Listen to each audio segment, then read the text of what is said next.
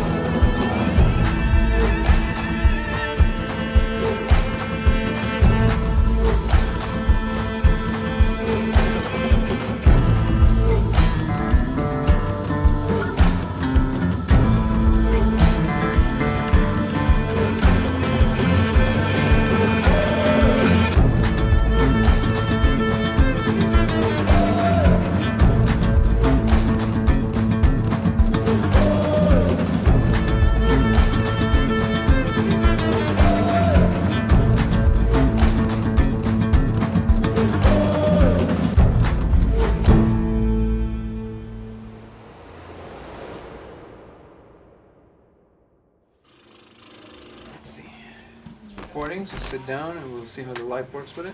Oh, hello. Yeah, that boom, yeah, that's good. That's a good one. What are we doing now? Let's see if I hold this like so.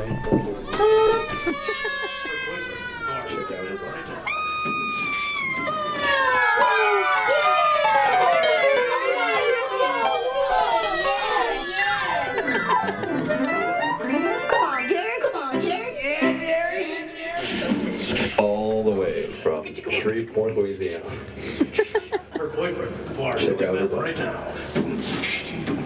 Hey, everybody. Welcome to Love Fest 2021. My name is Matty Moose. Right here we have Adam Chavira, the sexy sax man. And it's so great to be here with you today. We're going to play you some songs of love. Thanks for being here. Hope you enjoy.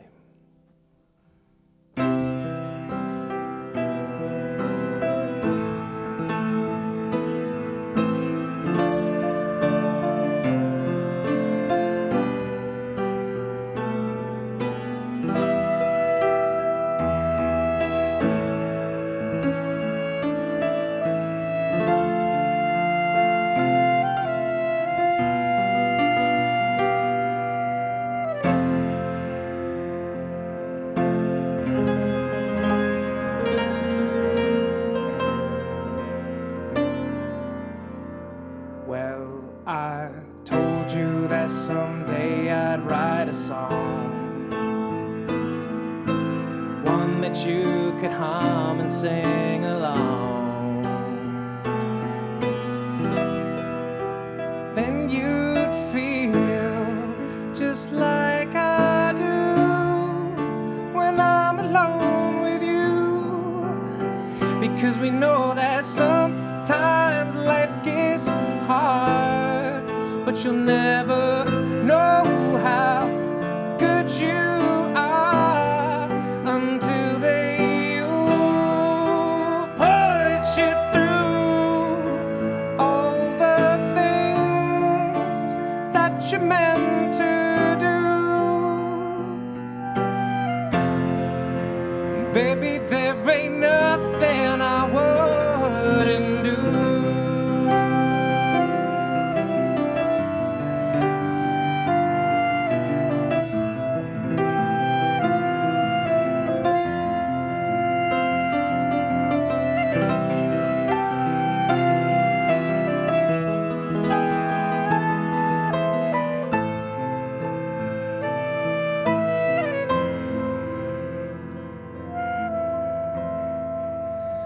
So let the rain fall down. I know we'll be together. You've been my fairest of friends in the foulest of weather. Let the rain fall down. I know we'll be together, and I will wait for you there. Yeah, we can dance forever. That sweet love God gave to us is the only thing that's real. It's the only thing that saves us. That sweet love God gave to us. Let it fall down like the rain. Let it wash away your pain. Oh, let the rain fall down. Let the rain fall down. Let the rain fall down on me. I can take it. I sing, I believe. We're made to dream out loud.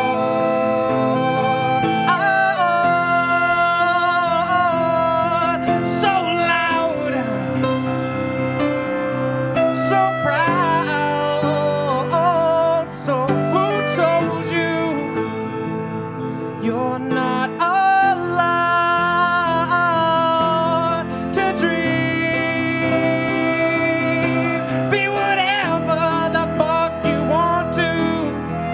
Remember the lessons they taught you along the way, and grab someone you love.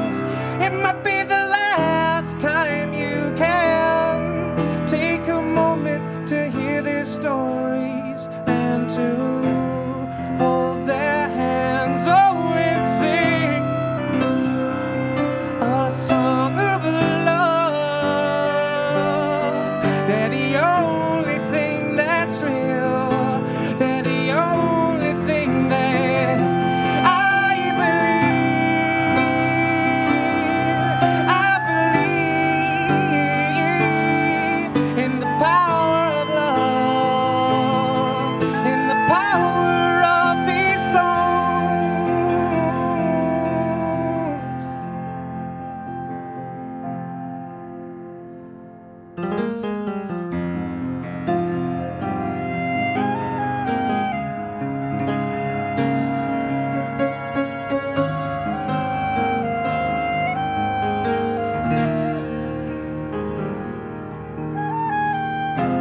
I've been talking to the mother, only to discover we're the same. And I've been talking to myself, 'cause it's good for my health to be alone. And to be you and me in a couple of blankets, some pit bulls and some pancakes, so good that we can't stand it.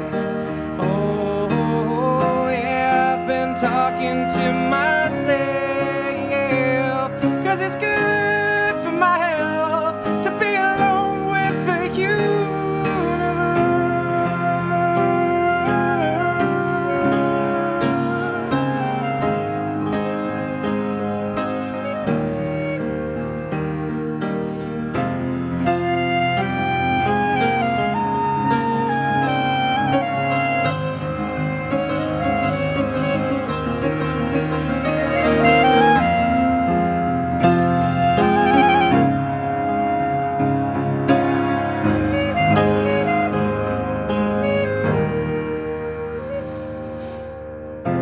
I've been talking to the mother, only to discover we're the same as one another.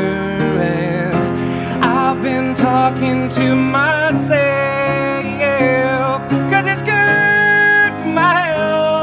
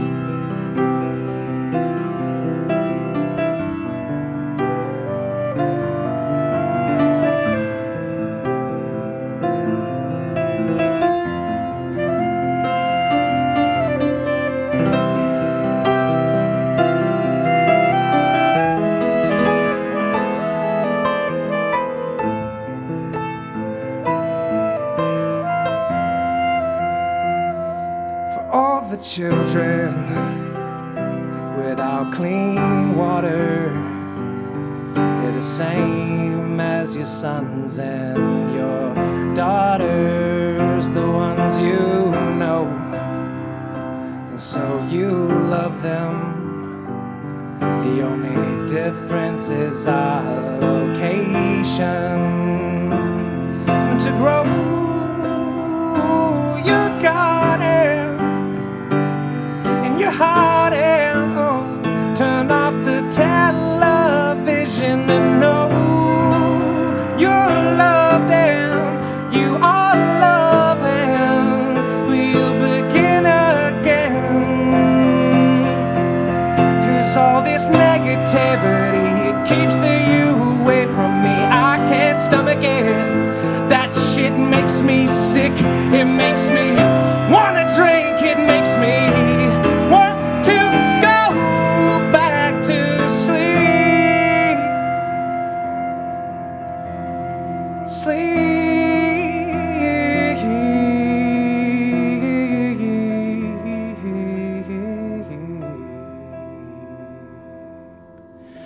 But instead I'll rise.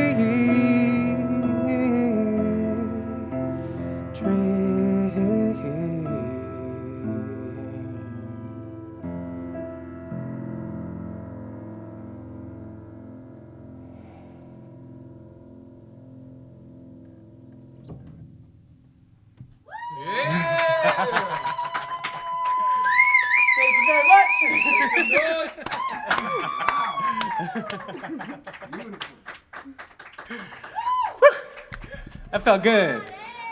Who's having fun? Everybody. All right. All right.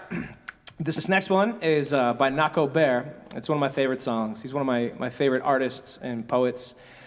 It's called Aloha Keakua. This one goes out to my Auntie Kathy.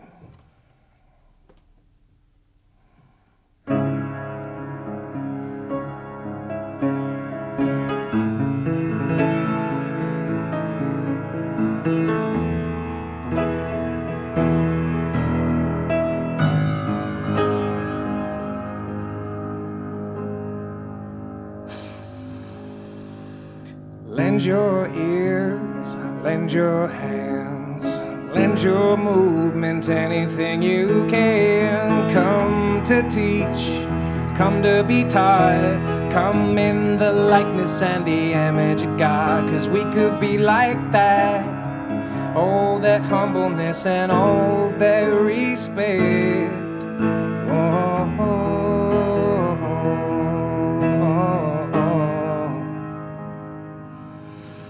All of the power invested in me. I've got a beating heart to love my enemies and all of the black bags over the heads of the dead and dying.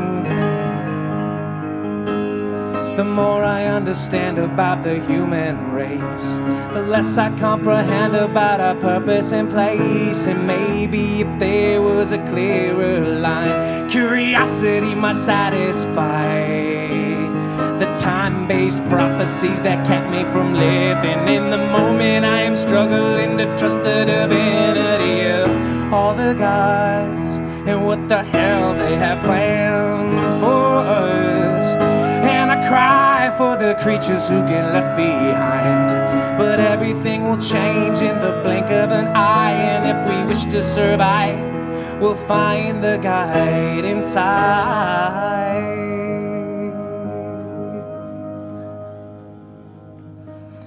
I go back and forth every single day.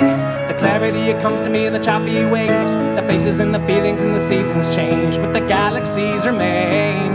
With the energy fields pouring out into space, the angels that get caught up in the spiritual waste, the hate that gets me displaced from my spiritual pace, tenfold the mana when the planets are placed in polar alignment.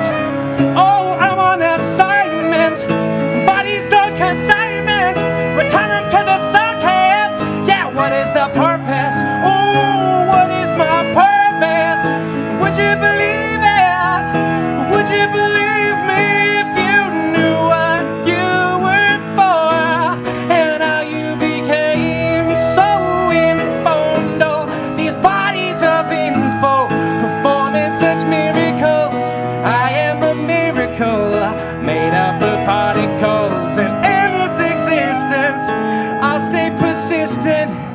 I'll make a difference, so I will live the end.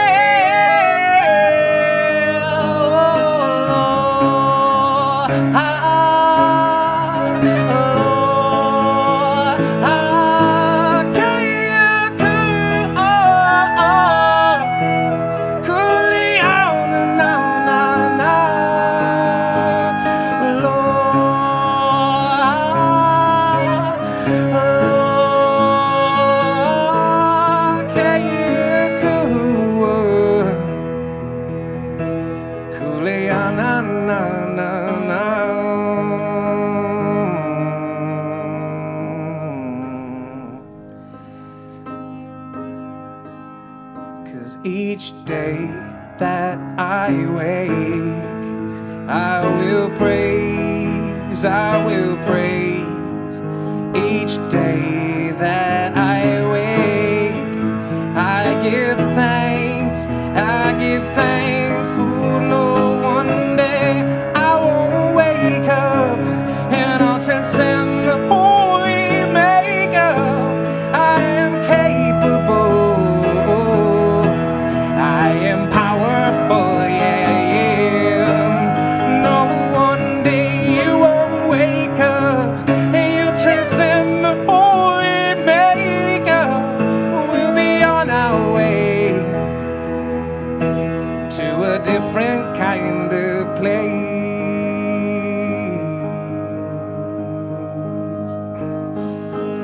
'Cause I'm not a leader, just a creature seeking the features of a teacher. Whether you follow, whether you lead, all the mysterious ways of nature, and I'm into it.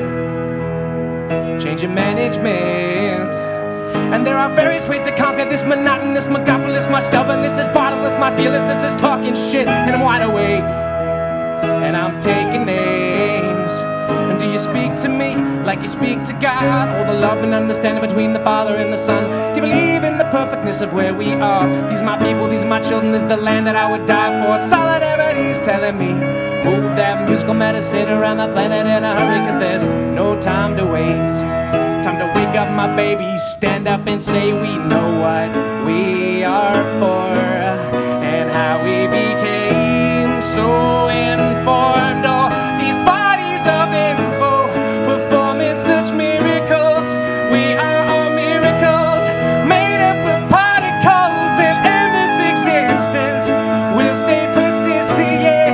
We'll make a difference, oh, we will live the end.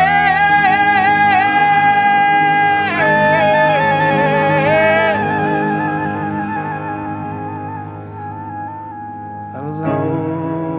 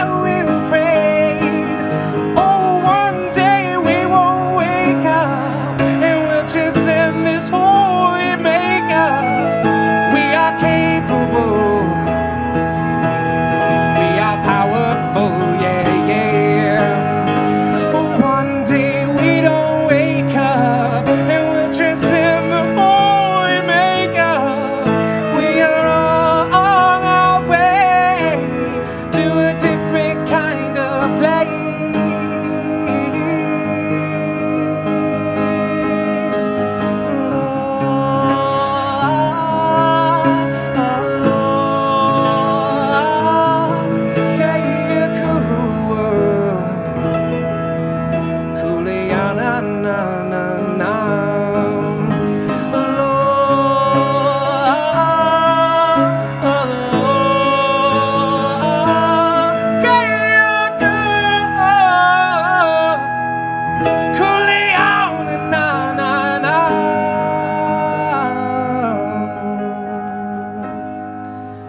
Na na na na na.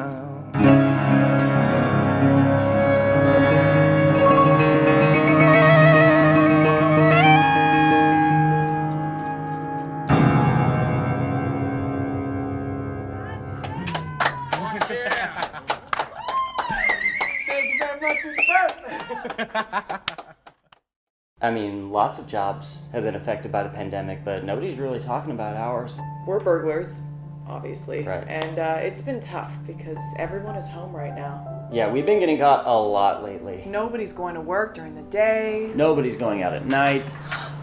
We even tried going outside of the city to rob vacation homes, and that was a bust.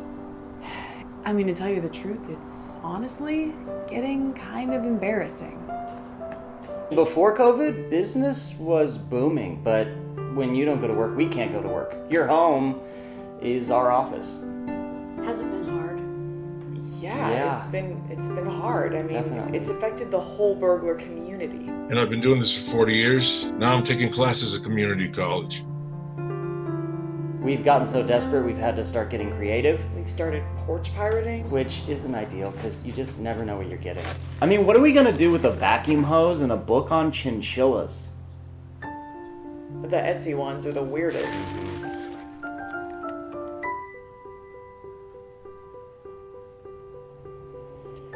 So it's been tough, but you know, on the upside, we have been using this time to sharpen our skills. Right, yeah, we've also been boosting our tolerance against self-defense devices, tasers. Pepper spray.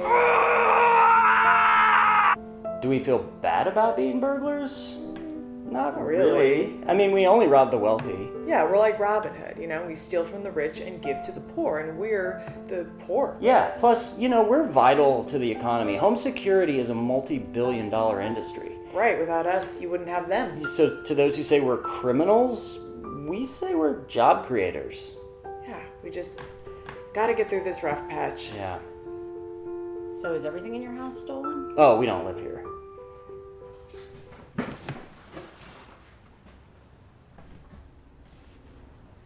Sorry, Hi. we thought you were Lovely out of home. town.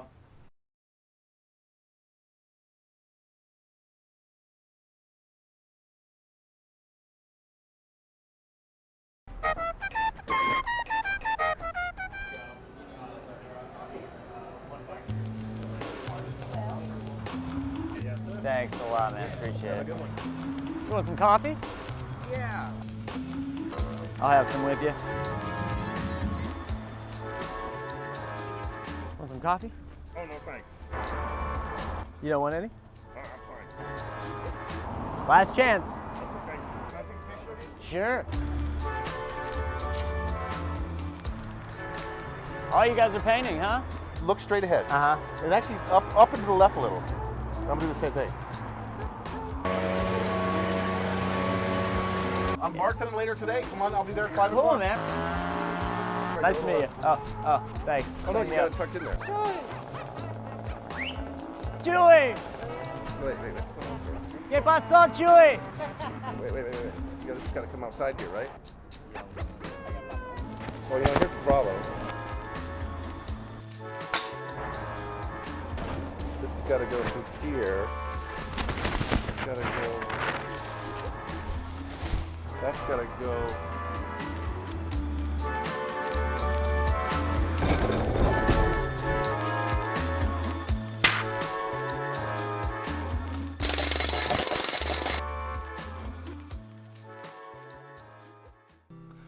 So this next one is called Falling Away With You. It's a tune by Muse, one of my favorite bands, one of my favorite songs. Apologies to Mr. Bellamy for taking out the bridge and the chorus, but I've been doing my own thing with it for a while now, so hope you enjoy.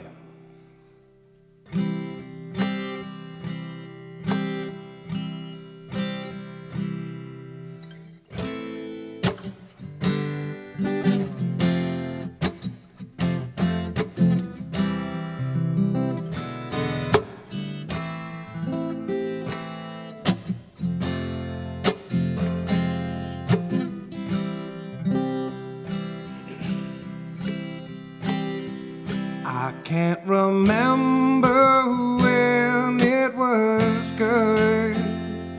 Moments of happiness elude. I guess I just misunderstood all of the love we left behind, and watched the flashbacks intertwine. Memories I will never find. So all of whatever you have become, forget the reckless things we've done. I know my life has just begun. I know our lives have just begun.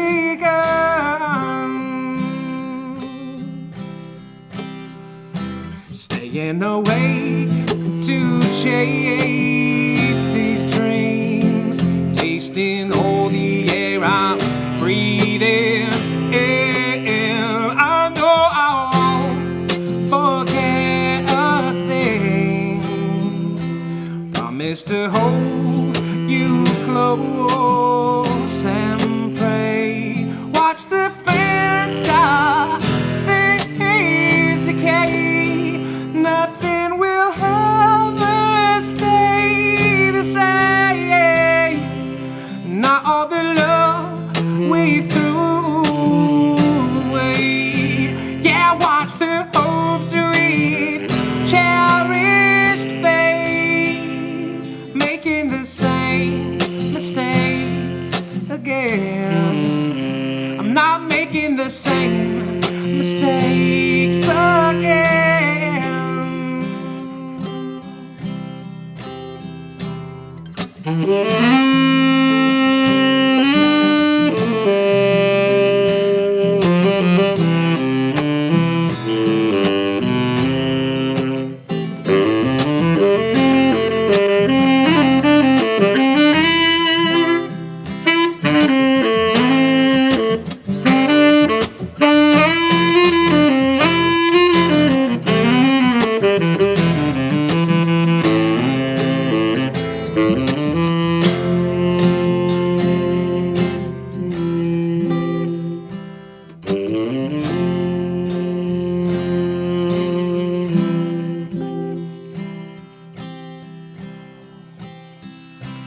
I can't remember when it was good.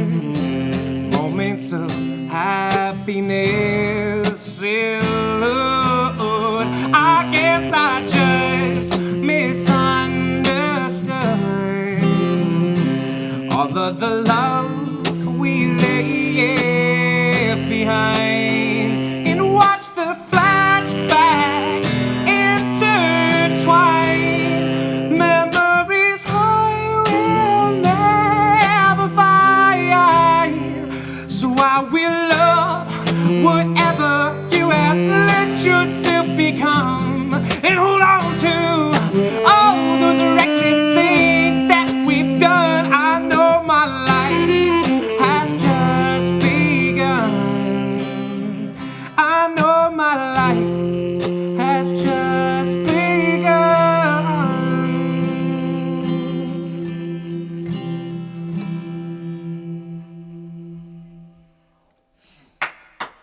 Yeah!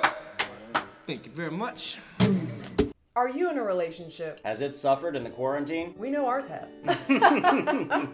Hi, I'm Dr. Clark Summers. And I'm Dr. Cheryl Summers. We're marriage counselors and We're married. Here to promote our online counseling with some sample exercises you can try at home. The first exercise is the easiest. Give your partner a compliment. Clark, would you like to start? I think they get the idea. Let's move on to stress triggers. Help each other eliminate stress triggers. For example, I've asked Clark to use headphones because I'm sensitive to noise. And I've asked Cheryl to delete Jeremy's number because I don't trust her personal trainer. If intimacy is lacking, try making an intimacy jar where you and your partner write down different acts of intimacy. Let's see what Clark put in my jar. Let's see what Cheryl put in mine. Stop sleeping in separate beds. Be the man I fell in love with before you tricked me into marrying you. have literally any kind of physical contact whatsoever. I don't even know what this is. You also don't know where it is. Our final exercise is the book swap, where you and your partner communicate through different books. For example, Clark gave me Backdoor Pleasure, the key to marital bliss. And Cheryl gave me Never Gonna Happen. Clark also gave me How do you know you won't like it if you've never tried it? Well, that concludes our sample We session. hope you found it helpful.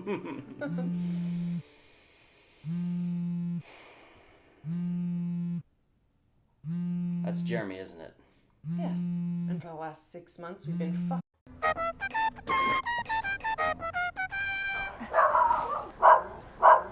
Okay, Victor, he seems nice.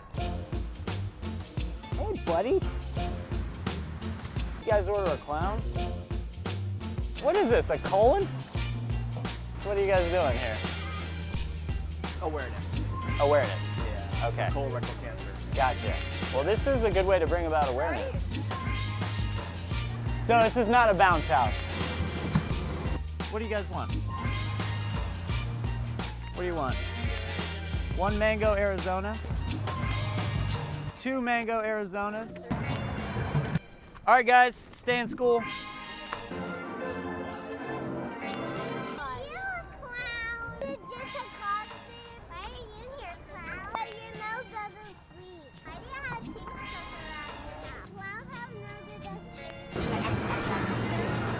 Not this clown.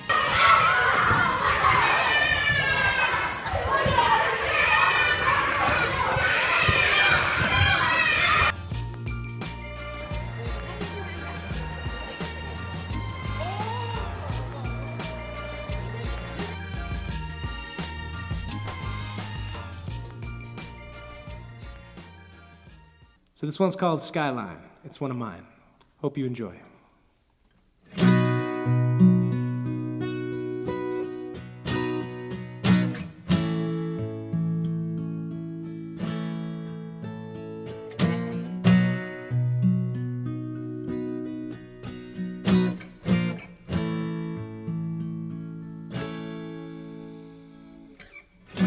As I lay down in the evening,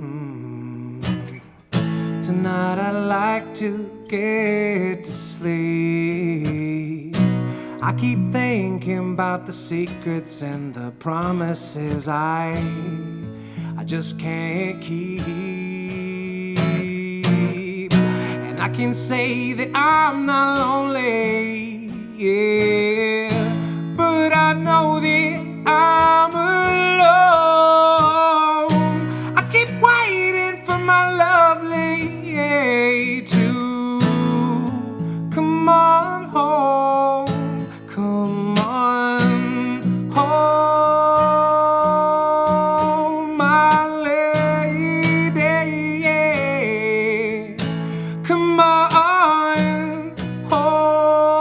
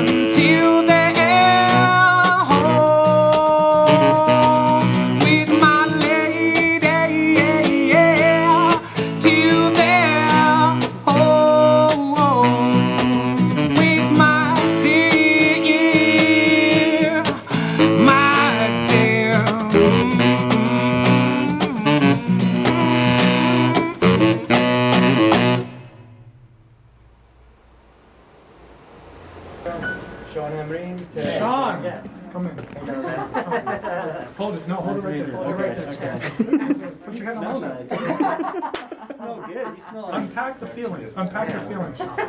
No. Don't be triggered.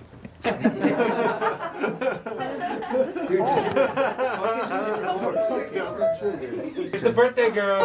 It's your birthday? Yeah, it's your birthday. It's my birthday. What? It's on Tuesday. My birthday is tomorrow. Oh, cool! Aquarius. That means nothing, but it does mean everything to me. It means And then nothing, technically and then speaking. Brittany's There are is like- an A. Like, there's technically, like, in the world right now, about 280 million people who have this birthday, I love them all. but I don't. And here's yeah, have you had LA traffic? No, I actually, yeah.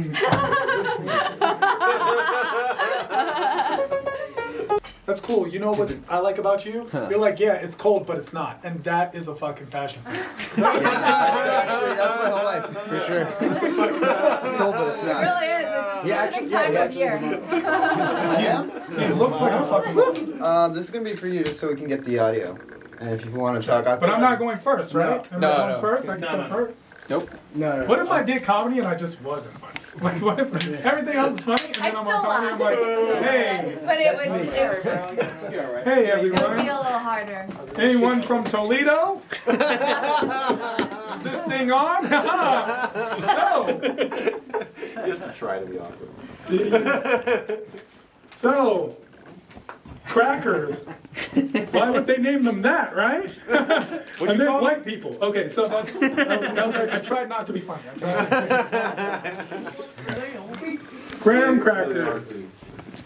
That's good. John F. Kennedy. Good looking guy. Horrible headshot. Am I right? Boo! Am I right? Get off the stage. Am I right? What, too soon? Too soon? Too soon. Too soon? Oh.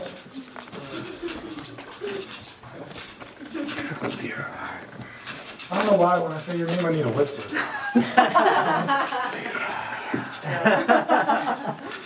What was your name again? Sean. Say it regular. See, it's nothing. But her name? Oh, that was the name. I'm gonna try your name again. I'm gonna try your name. Maybe it's me. What's your name again? Sean. Yeah, I don't feel anything. I feel nothing.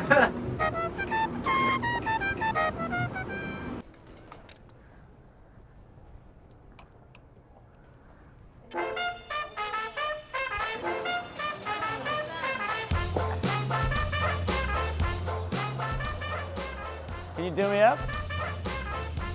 Can I have flattened hair? Really? Can I do your hair? All right, give me that. Don't have any cologne. Once you get their hair flattened, what do you like? We're flattening hair for free. My favorite is the Geo or the red polo, which is down over there. This is the red polo. Would you like me to flatten your hair? That smells good. Would you like your hair flattened? Free flattening? Does your boyfriend wear this? No, my husband. How about you, miss? Would you like a hair flattening? Compared to the 5, it's going to be about 4 times faster than the 5. 4 times faster? Yeah. Processing Seriously? speed, yeah. Wow.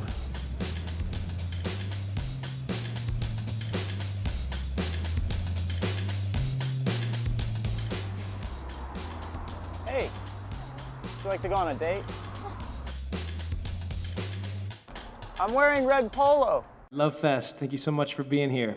This is a love song that I started writing about 3 years ago, and I just finished it last week, knowing that we'd be here together. So wherever you are, whoever you're with, just love one another. It's the only thing that's real. This one's called My Marcel.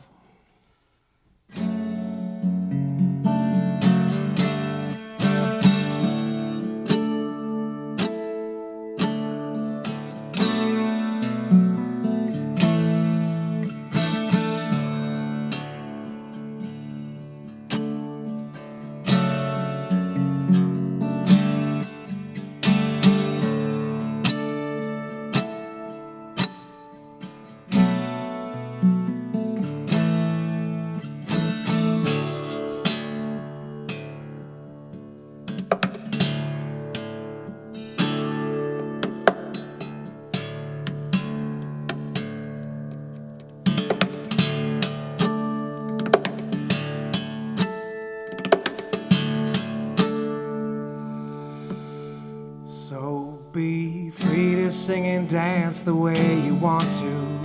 I love you in every sense of the word, even if that means it might take a little time. I'll be reminded of what real love is worth. 'Cause I know you were in love, but now it's over. That's the kind of pain that drops you to the ground. And if you need a friend for now, you know I got you. But you're the kind of love it hurts to be around.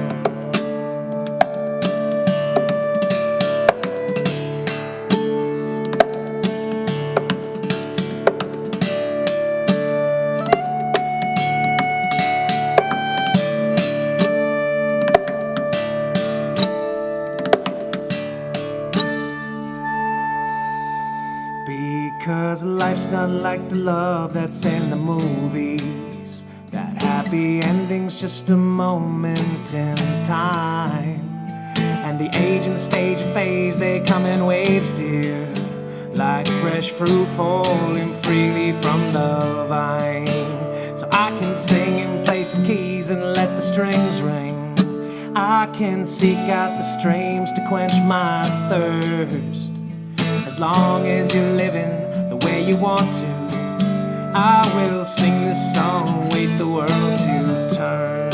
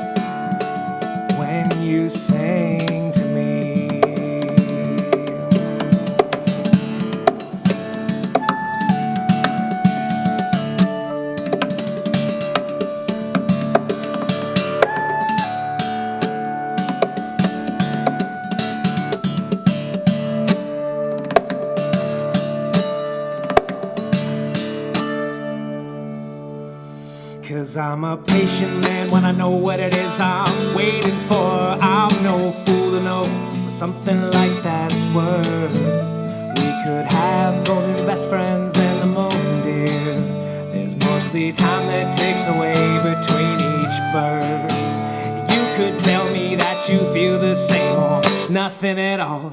You could walk around the house to find your purse. As long as you're loving, as long as you're laughing, I will sing this song and wait.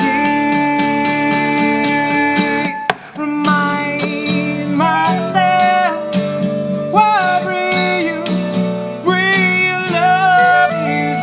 Remind the world it's everywhere. We're all around. Oh, remind myself that real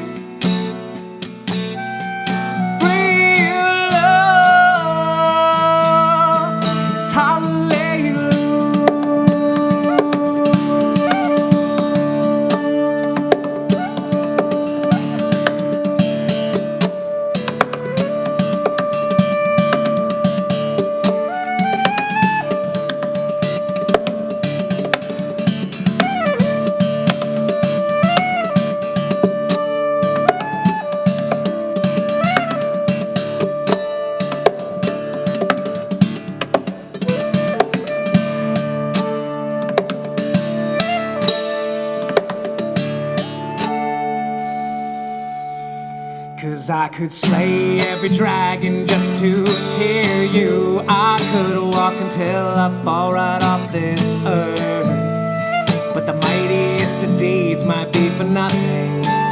If I told you that I love you while you're hurt, you could tell me that you feel the same or nothing at all. You could lay around the house and wear my shirts. As long as you're loving, as long as you're laughing, I will sing this song and wait.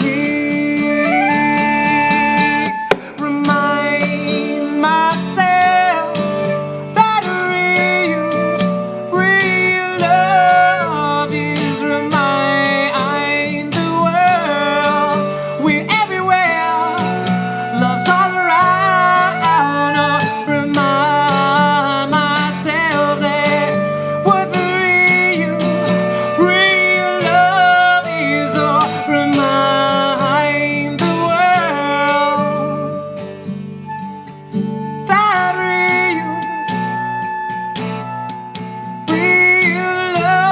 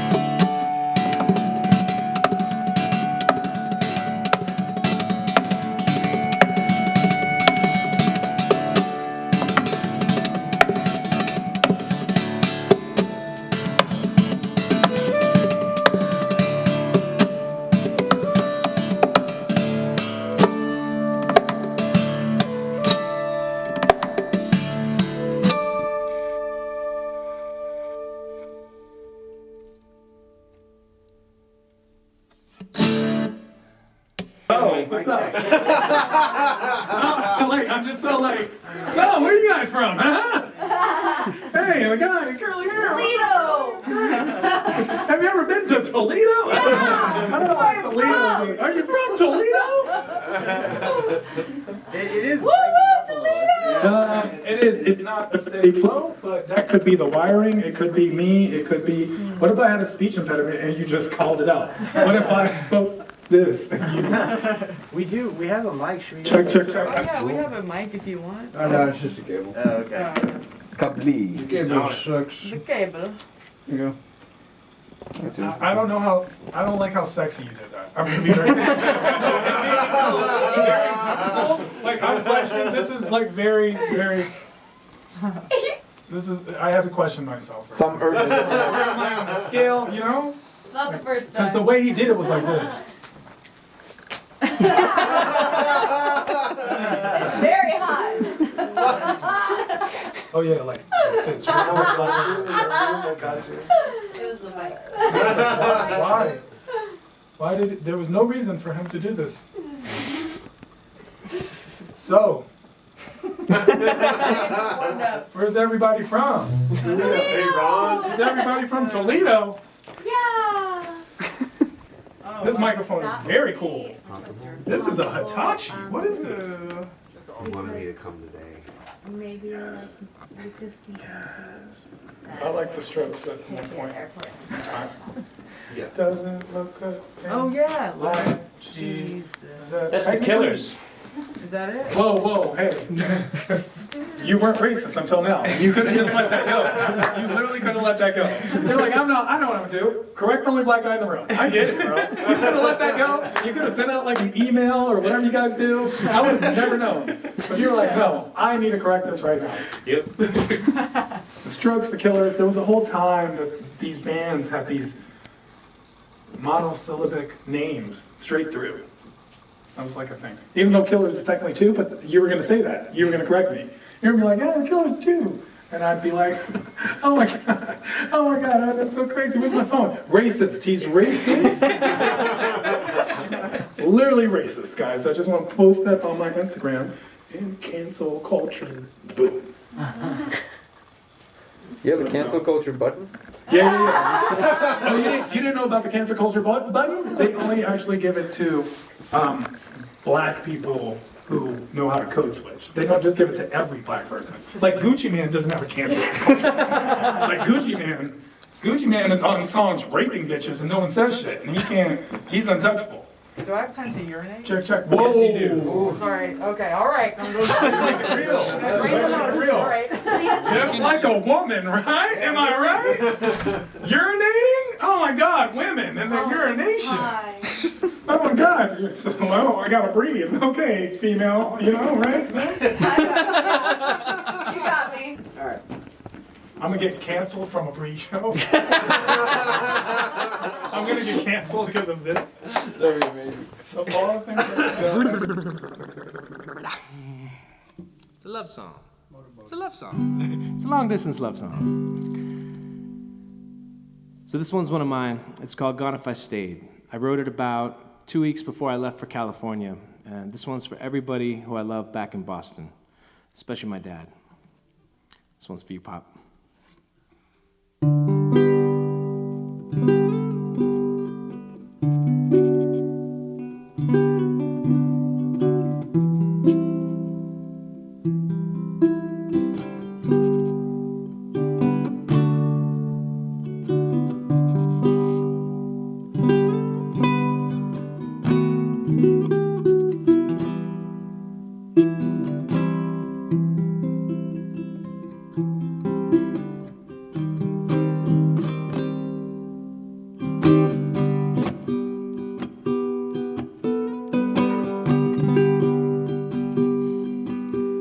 I'm sad to say I'm leaving.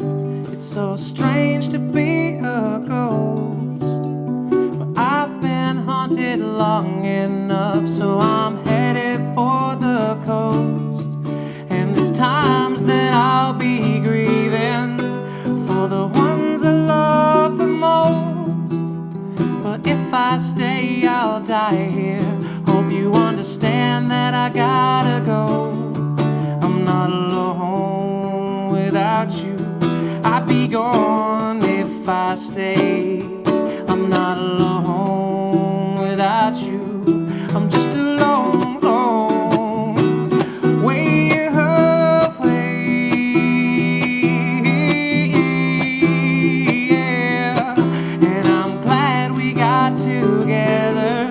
It's so strange to be apart, but I've been happy long enough, so I'll keep you in my heart. And I know you'll think about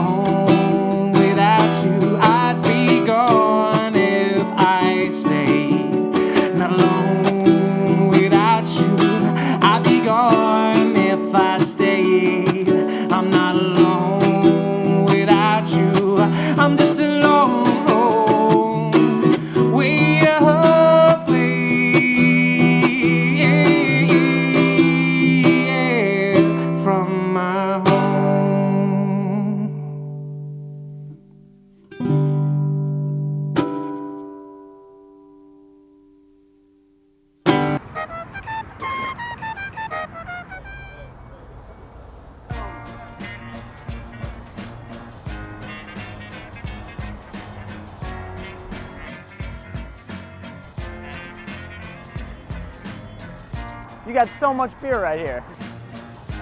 Do you need all of these? Of course I do. You want to win a free car? Would you like a free hug? Do you work for a touring company or? You do? These are 49 stories that were taken from the written and the oral library of the Academy. They are stories of celebrities who found their way to Hollywood to find fame with the movies.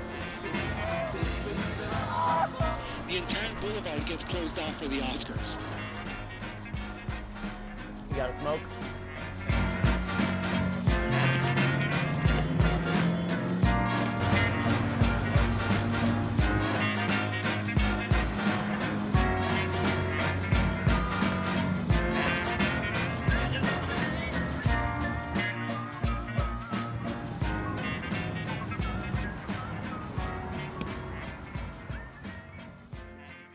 All right, this next one is a tune by Nina Simone called I Wish I Knew How It Would Feel to Be Free.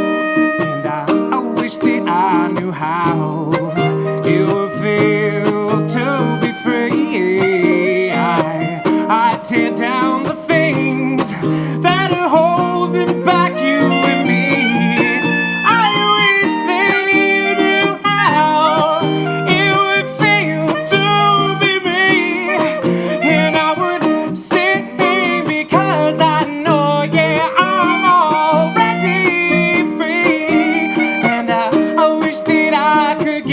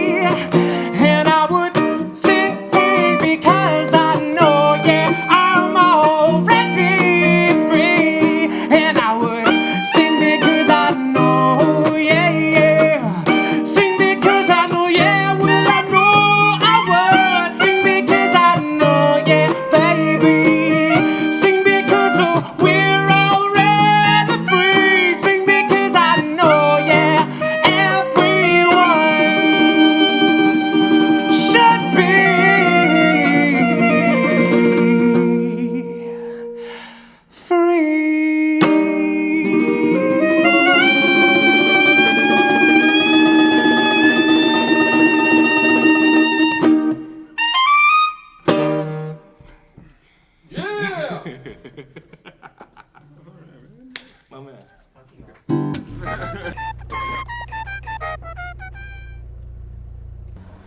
Bunch of boxes? Are there things in here? This is what we call a manhole. Do you need the boxes? Everything check out? I could use this box. Can I ship this with you? Like this? Do you have the waybill? Do you have everything ready? Label and everything? I have tape. You have tape? I got labels. I can give you a label. I can't just give it to you right now. Because I need the address and everything. All the way to Vermont and right. Gotta go right here to 3rd and Western. Wow, he's far down. You need to stay out of the area, please. Do you have any change I can borrow? Do you guys need any help? No, thank you. No help? No, thank you. Okay. Yeah. Wow. Can I direct traffic for a little bit? Yeah, I just want to try one of these on. Do you have an extra pair of white gloves? Nah, man. Oh, that's power right there. I don't want no power now. That's power right Ain't there. no power. Let me try on your gloves. No, you're not gonna try on my gloves. Come on, let me try on your gloves, man. You can't conduct with these. They need to be white, right? Can I try them on? No, you can get out of the street. Let me try one of the gloves on. For real, get out of the street. Where's your white gloves? In my belt up. Do you have an extra pair? Get out of the street, man.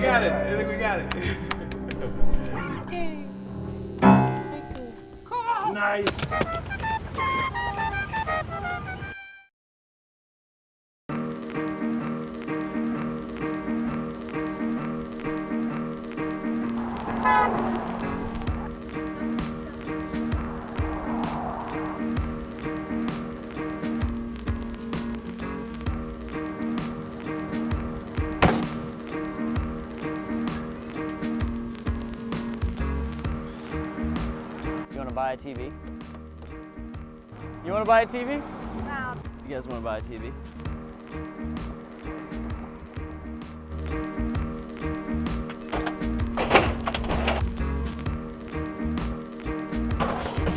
was wondering if you had the Kotsnicks. Do you know if you have the Floursian in stock? The which one? Floursian? Do you have the Florsdorf? What's up? I put my beer in here a bit ago. Do you know where it went? I don't know. Do you want a salad? I was gonna make a salad.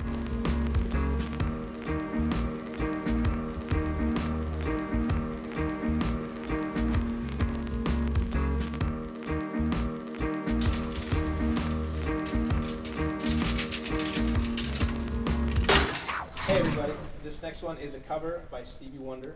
It's called Isn't She Lovely? And he wrote it for his daughter. Now this one's going out, very special dedication to Miriam, very special little lady. So Miriam, just know that your Baba loves you very much. Ali, this one is through me, to her, for us all. Hope you enjoy.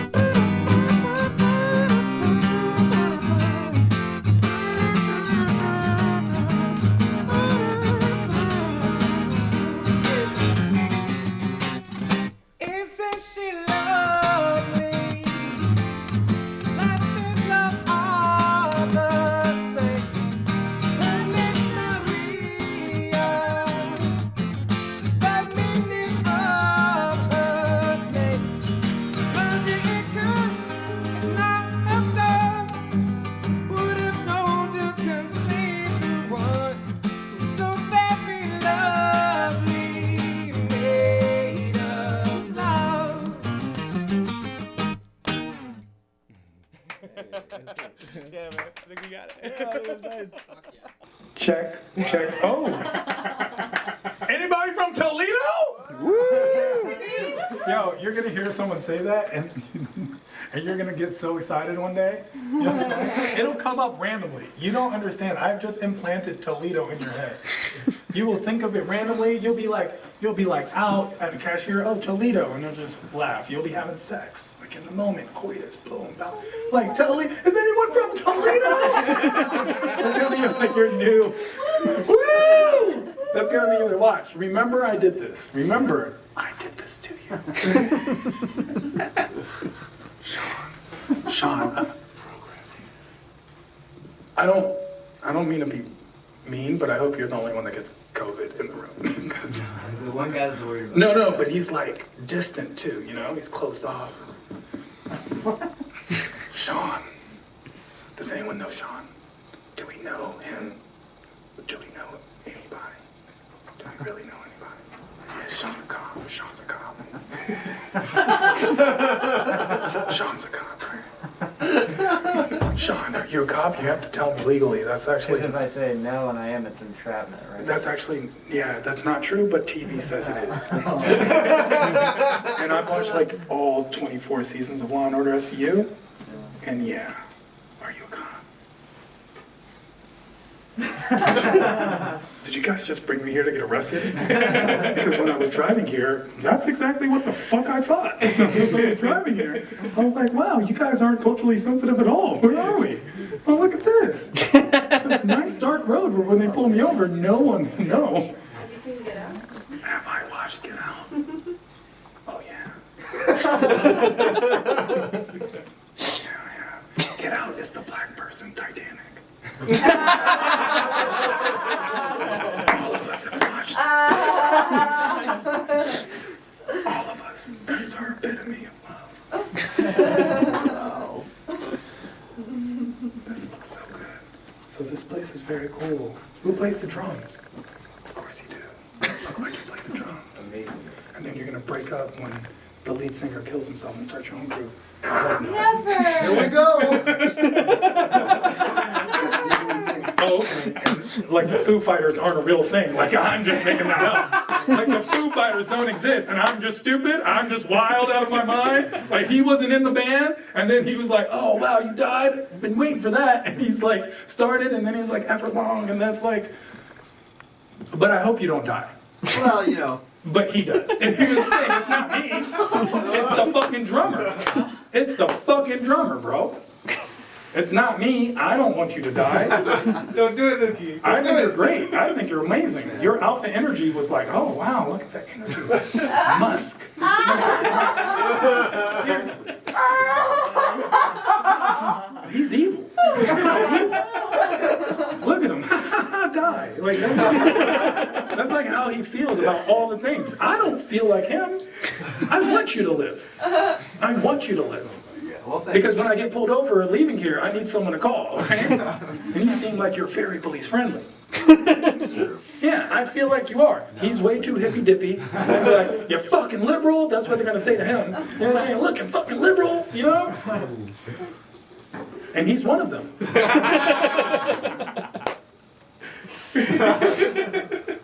Hello, Sean.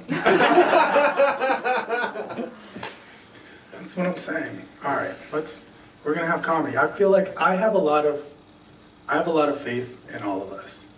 I feel like as comedy goes, I feel like we've got this, yeah? I feel like, Lia, I believe in you. Do you believe in you? Yeah. The best investment you can make? Bitcoin. Actually, that's not me. That's not my opinion. You know what I'm saying? Elon Musk literally said it on Clubhouse like 46 times. So it's not me. It's Elon. Right. Yeah. All right. What do we want to do? I'm so We're sorry. doing it. Oh, I should do comedy? The second plan was for me to do the MC, and I no longer need to want to follow that shit up. Master of ceremony. No, I don't even know anything. You do it. This is MC. You do it. I think you got it, bro. I think you got it. Do it for Boonoob, man. Do it. Oh my God. Yo, you got this, bro. Listen, we need Middle Eastern representation. Did you know Middle Eastern people? Manessa makes up 1% of all television and film. 1%. So if I do it, it'll be 0.5% because I'm half. But if you do it, it's the 1%. You know? So I feel like you should talk and we will listen. Especially the women. Because we're culturally sensitive. So we want to make you feel Middle Eastern. We'll walk behind you. It's fine. Wouldn't you walk behind Ali? Wouldn't you walk behind him? 3 steps. Wouldn't you be okay with that? Wouldn't you feel safe? And cover? Huh? It was for protection, just so you guys know. Yeah, because we're culturally sensitive here. We want to make him feel at home. Does anyone have sand? No one has sand? I'm just asking. It has nothing to do with him. Okay, like sandboxes aren't a thing? We can have sandboxes. How dare you all think of me and sand at the same time? You said that. Jesus. Allie, where were you born? In Iran? Yeah, no, honestly, oh, that's what's up, bro. Because your voice is like, hello, but your eyebrows are like, Allah, Allah, Akbar. Like,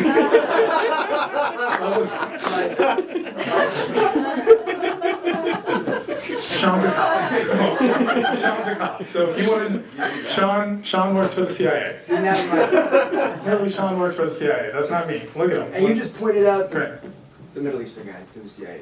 Yeah. It's over. I think he noticed. I'm pretty sure it was pretty obvious. It seemed like it was a thing. Like, hey, who's Middle Eastern? That guy. You know, like that's a thing. Like, who's Asian? Anyone, because 23andMe gets it wrong all the time. But who's Middle Eastern? Let's play a game. Meanwhile, he's half. Remember that. Whoa, what a snitch. Calm down, Tekashi 6ix9ine. You don't know what I am. I got you. You don't know my life. But I'm behind you. So Can I live? Alright, come introduce a comedian. Alright. That would be a good thing. It would be a great thing. Ali's a great guy. He's amazing. Honestly, he's a patriot. Voted for Trump. Okay, so obviously I am Middle Eastern and my name is Ali. Hey, Ali. Thank you. Welcome to Boonoob.com's Love Fest 2021, brought to you by Fuck It Brand. First up, we have a LA-based comedian that was caught aimlessly walking down the street staring at his phone, opened, and then had Jesus open for him at the same time at the Improv. There was a lot of stuff I had ready for him, and now I feel like I'm disappointing him. So I will just hand over Sean Hamrin. Ali, let's keep it going for him, everybody. Flawless and autobiographically accurate introduction. You did good work with that. He put a lot of work. He was like pulling me over with his phone. He was like, "Hey, what do you think about this for your intro?" I was like, "Man, just run with whatever you want to run with," and that was great. Thanks for having me. This is awesome. This room is dressed like a belly dancer. I love it. It's good to be here. My God, just this is probably going to be the clip of my set that goes viral, and you can't even see my face. So here we go. How about I feel like we're being safe and responsible. I feel like you guys are far away enough. This is 8 feet right here, 8 or 10 at least. So being extra safe. You guys ready for this pandemic to be over? Boy, oh boy, wouldn't that be nice? There's about to be so much fucking, when this thing's over, so much sex is about to happen. Can you, not for me, I'm in a 5-year relationship, but you guys are about to be knee deep in it. I'm happy for you. This guy's smiling, he knows what's coming. He's got all the apps, I can tell. I've been bummed out about my hair loss. I'm losing my hair. Can you see it? You see it back there? It's bad. It's getting bad. I'm trying things. They're not working. I'm fine with going bald in my 50s, but I'm in my 30s and I look like I'm in my 20s, you know?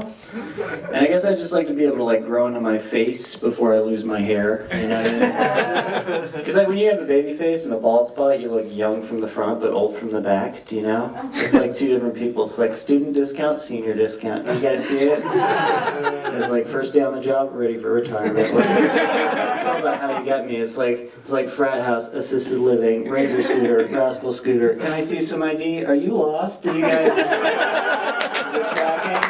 It's really bad. My dream is for like all the Rogaine I'm using to work and then do that joke and the crowd be like, "That's not funny because you have hair back there." That's my dream. As I mentioned, I'm in a 5-year relationship. My girlfriend and I, we did something we've never done before recently. We decided to open up our relationship. We've been seeing this woman. She's nice. She's open-minded. She makes us feel safe. She's also a licensed therapist. We're in couples counseling, is what I said. We've been going. It's good. We've been going. She has us do exercises. She has us make an intimacy jar. Do you guys know what that is? It's where you and your partner, you take down a bunch of different pieces of paper and you each write down different acts of intimacy. And it can be like take a hot bath together, give each other massages. If it leads to sex, that's great. But the whole point is to be intimate without sex. And then you take those little pieces of paper, you put them in a jar, you shake it up, and then you have like a sad little raffle for your sex life. And so we've been doing that. And then she looked at me and she was, the therapist looked at me and she was like, "But you can't just write blowjob 15 times, okay?" Which lets me know how many other guys have tried that. Like, oh, blowjob again? That's crazy, babe.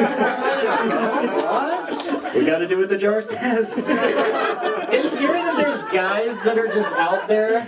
There's guys out there right now who think that that's what this is for. They're just like, yo, couples therapy's so dope. I'm getting so much head right now. We haven't worked through any of our fundamental differences, but I'm getting dumb on the reg. It makes no sense. Like, and then we tried to make it. It's actually really hard. Like coming up with that many different acts of intimacy that aren't sexual. Like it gets weird fast. It's like giving each other massages, taking a hot bath, spooning, cuddling. I don't know, holding hands under a tree. I don't know. So I just wrote blowjob 15 times. That's what I did. I'm kidding. I wrote it 12 times. You know who will never need couples counseling? My girlfriend and her dog. Oh my God. They love each other so much. It's crazy. It's a whole other level. It's become very clear I'm just a chapter in their story. Do you know what I'm saying? Like, it's not even about us. It's really about them. Like, they have a love I don't even understand. It's so deep. I came home once. They were like laying on the couch, staring at each other, noses touching, in a quiet room with the TV off. And I was like, that's going in the jar. Whatever that is. I don't even know what the hell it is, but I want it. Whatever you're doing. I tell you, you think you meet your soulmate till you find your soulmate being soulmates with their soulmate. You know what I mean? It's a toughie, but we're working through it. Here's the thing that happened the other day. I called tech support for a hard drive I bought, and the guy I was talking to was in Bangladesh. Which I think that's interesting that companies make us do that. They make us call developing countries with our first world problems. Really puts things into perspective immediately. I was like, yeah, my hard drive doesn't work. And he was like, cool, well, we don't have running water here. And also I sleep in the same bed as all of my adult brothers. And I was like, yeah, but when I plug it in, it doesn't light up. And he was like, right. Well, it's illegal to be gay where I live. And women don't have rights. And I was like, you know what, I'm just going to turn it off and on. It's fine. I feel like the perspective I got from this call was worth it alone. I had another call with, been doing a lot of phone calls. I had another call, I called my health insurance company. And the first thing you hear when you call the company is an automated message that says, if this is a life-threatening emergency, please hang up and dial 911. Yeah, I'm gonna do that. You don't even have to say that. Like, if I'm in a life-threatening emergency, I'm gonna call 911, not Anthem, Blue Cross, Blue Shield. Why would you? If I'm bleeding out on the pavement, I'm not gonna be like, yeah, hi, I have minutes to live, but am I HMO or PPO? Like, what? Also, what's my deductible? There's so many things about the health insurance system that don't make sense to me. That's like co-pays, I think are so dumb. They're so petty. Like, I pay hundreds of dollars a month for health insurance, yet every time I go to the doctor, they're like, can we have a little more? Is that okay? We take checks, like $30. What else? I've been bathing a lot. I'm a bather. Anyone else take baths?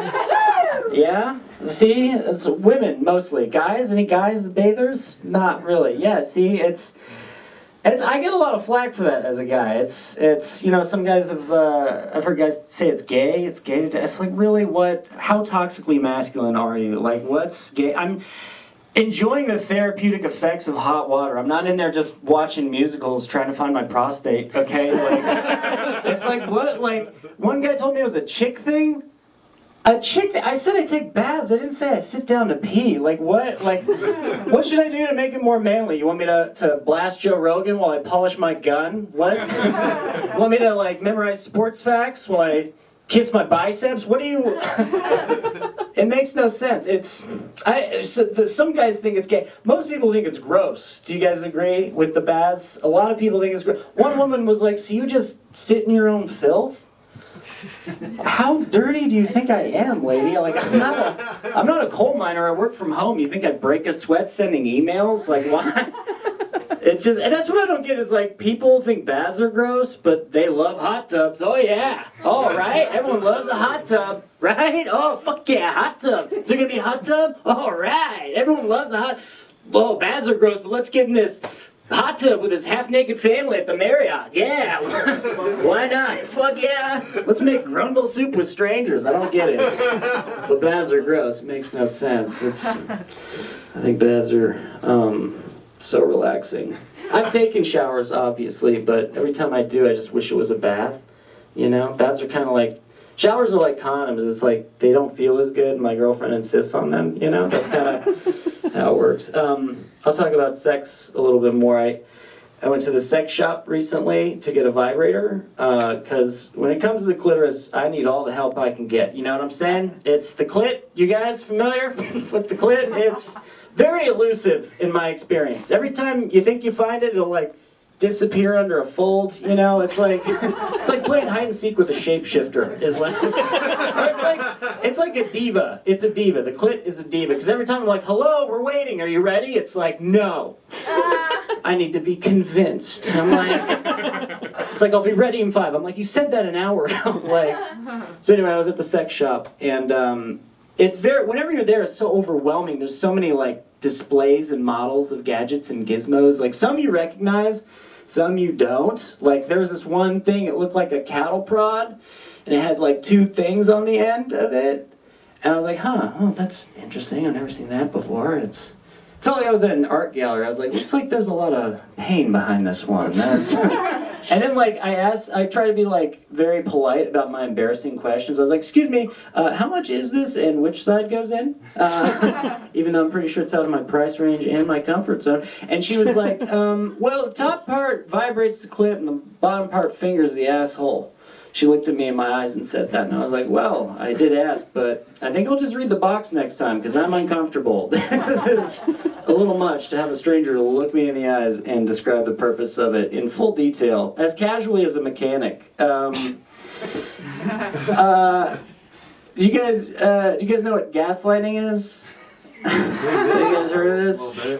It's like when you manipulate someone into questioning their own sanity. And I've heard from a lot of women will tell me that like that men will gaslight them by like denying their feelings and emotions. But like, come on, ladies, you think we do that? That's crazy. You're overreacting. I think that'll be it for me. Thanks so much. Let's bring it up.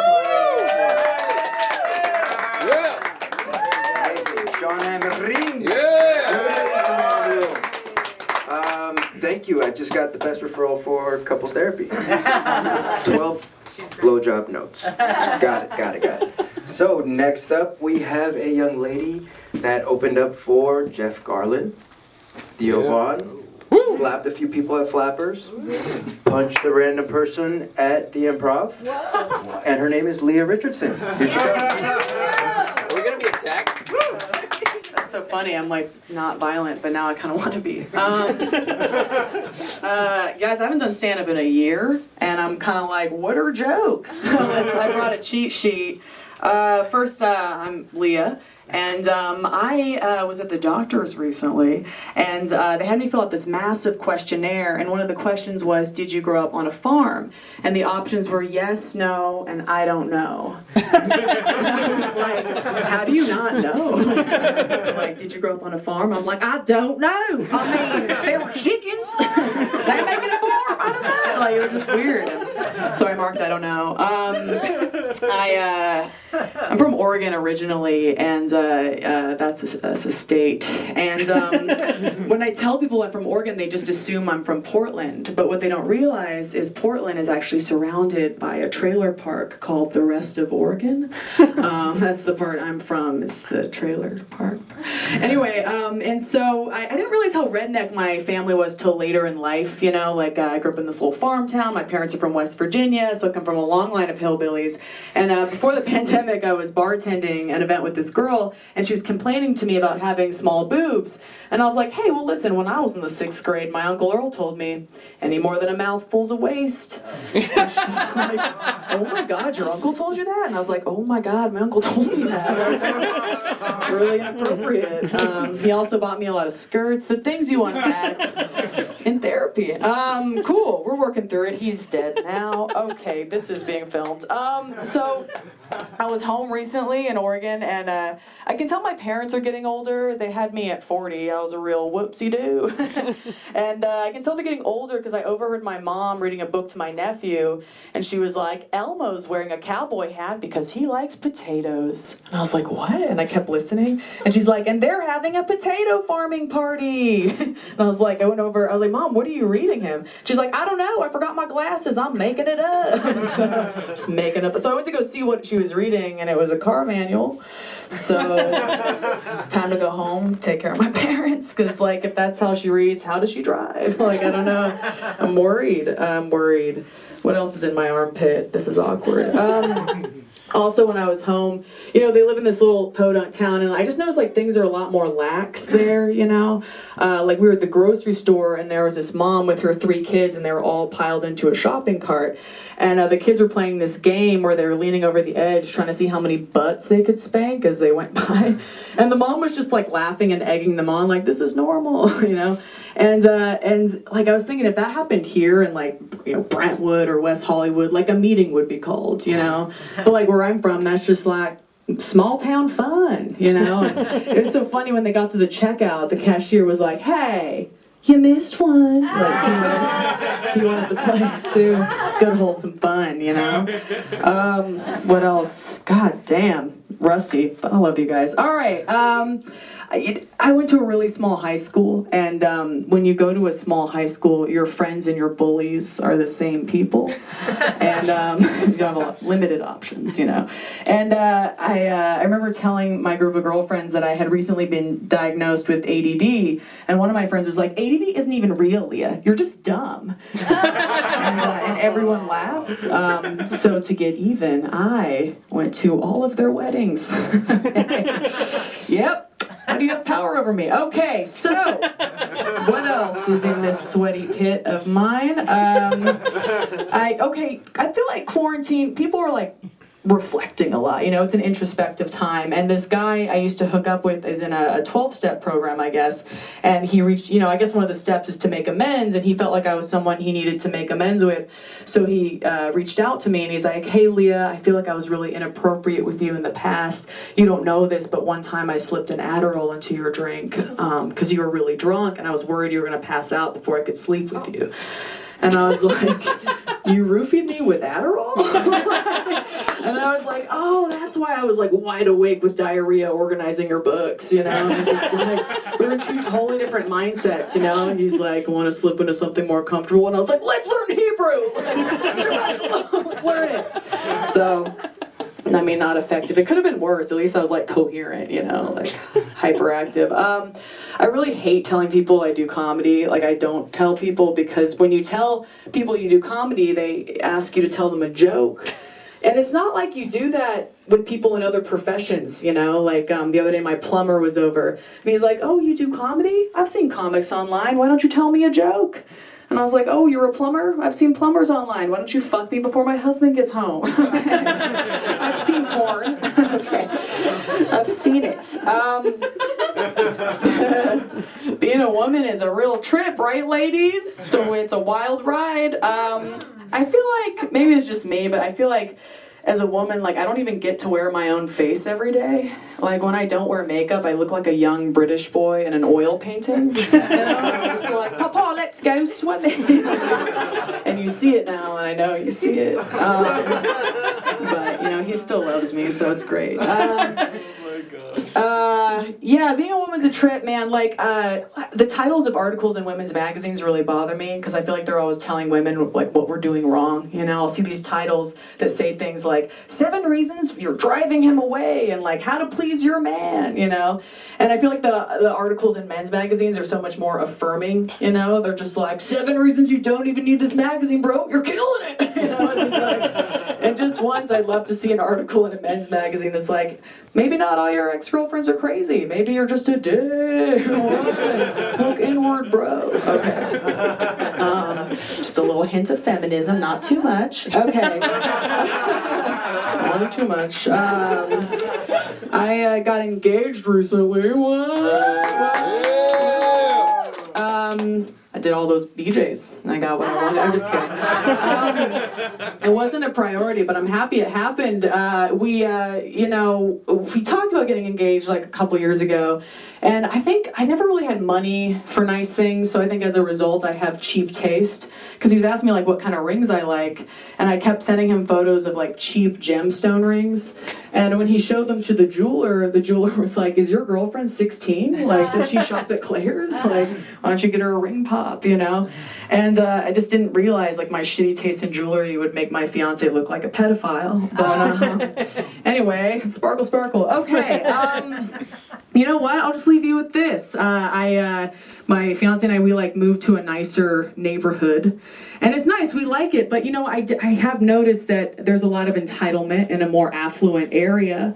Like one of my neighbors got upset that I parked in front of his house, not because I was blocking his driveway, but because I was in front of his house. And like, you know, you have too much money and too much time on your hands when like someone parking on a public street is offensive to you.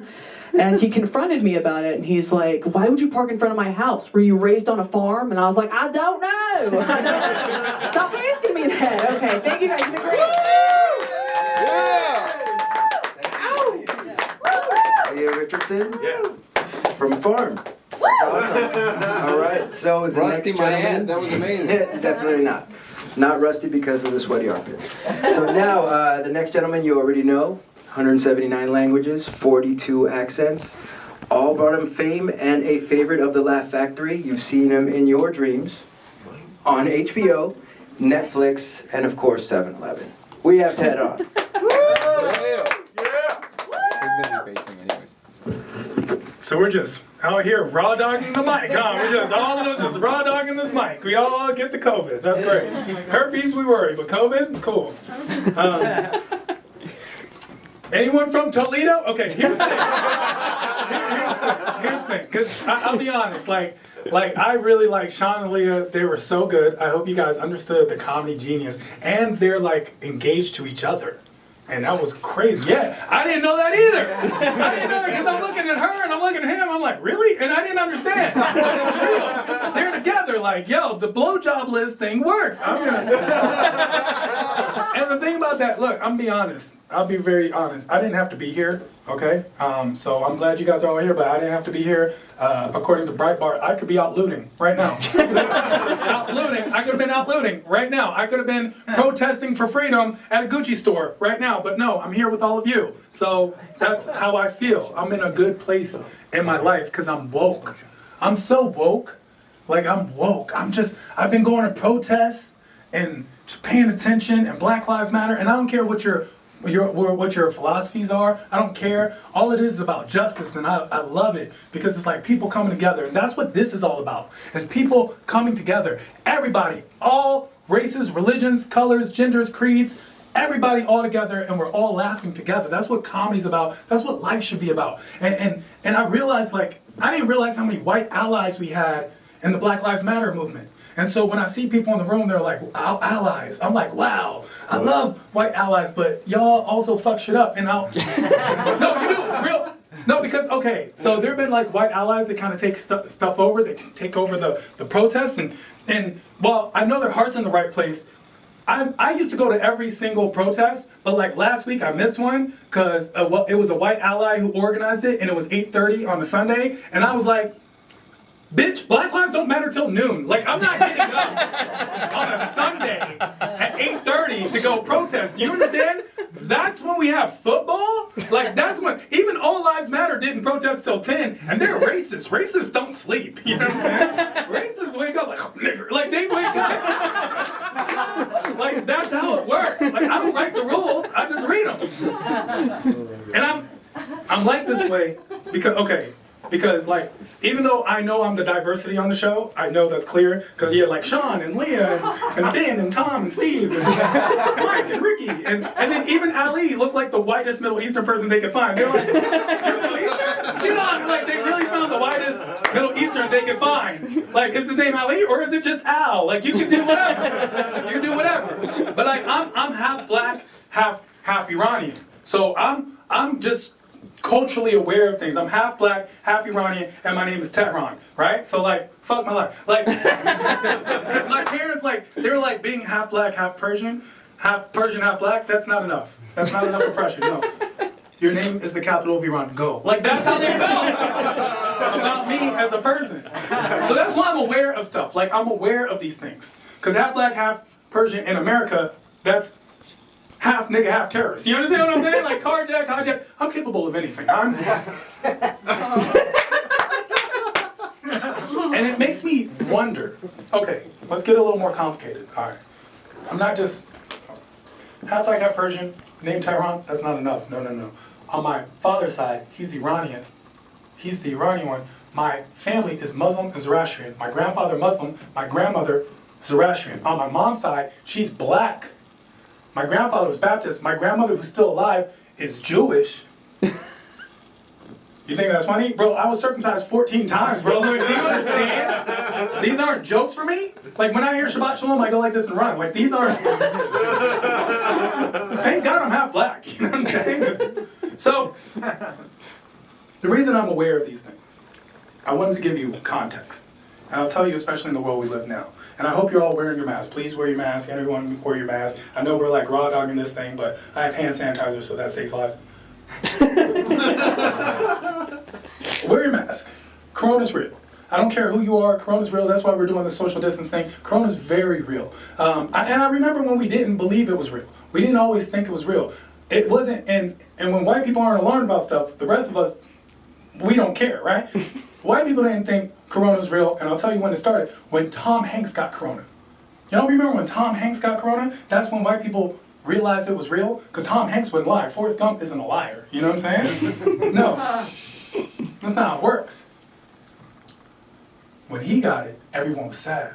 I'm not gonna lie, I got happy. Like when I found it, because I knew if Tom Hanks gets it, they're gonna cure Corona. Do you see what I'm saying? They're gonna find a cure. They're gonna save Tom Hanks. That's the guy they're gonna save. If Gucci Mane had got it, they'd have let that nigga die. Like Gucci Mane, they weren't gonna save Gucci Mane. 50 Cent, he would have died. But Tom Hanks, they saved. And then in the black community, we didn't believe it was real. We didn't believe it was real until they canceled the NBA. And that's when we're like, oh shit. And then Middle Eastern people, as long as 7-Eleven's open, y'all don't care about shit. Like, you guys, I'm like, Christmas? What's Christmas? It's one of those things where we're all in this together. That's what it's really about. And that's why I say wear your mask. Because the wear the mask thing, I'll tell you why who doesn't like the mask. You know who doesn't like the mask?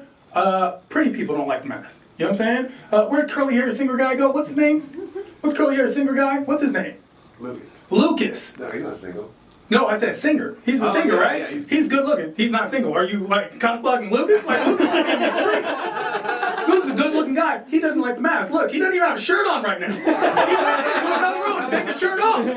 He's good looking. He's a good looking guy. He hates the mask because now we can't see his smile. We can't see his little twinkle, right? Like, he has to cover it up. You're one of us now, bro. That's how it works. That's how the mask works. Because the mask is the biggest equal playing field of all time. Look.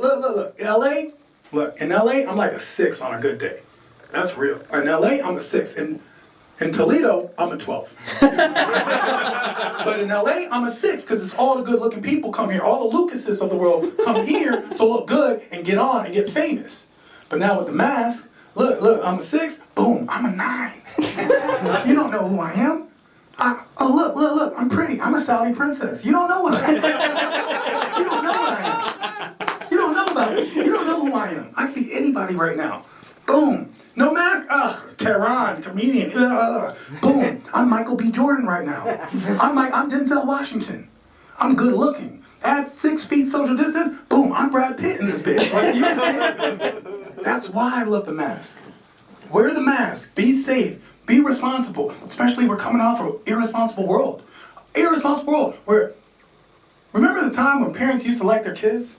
Like before the pandemic, parents loved their kids. Even when the pandemic hit, what were parents saying? They were like, oh my God, we gotta let the kids stay home. That's what they were saying. Like, kids have to stay home.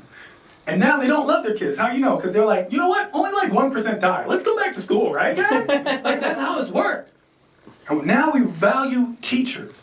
Teachers deserve to get paid $1 million a year. Amen. That's how much teachers deserve. Because this whole time, we thought they were teaching kids. No, they're domesticating wild animals. That's what they're doing. They're dealing with your children day in and day out. That's why school starts at 7 a.m. Because you don't want them home either. And these teachers were taking your kids in.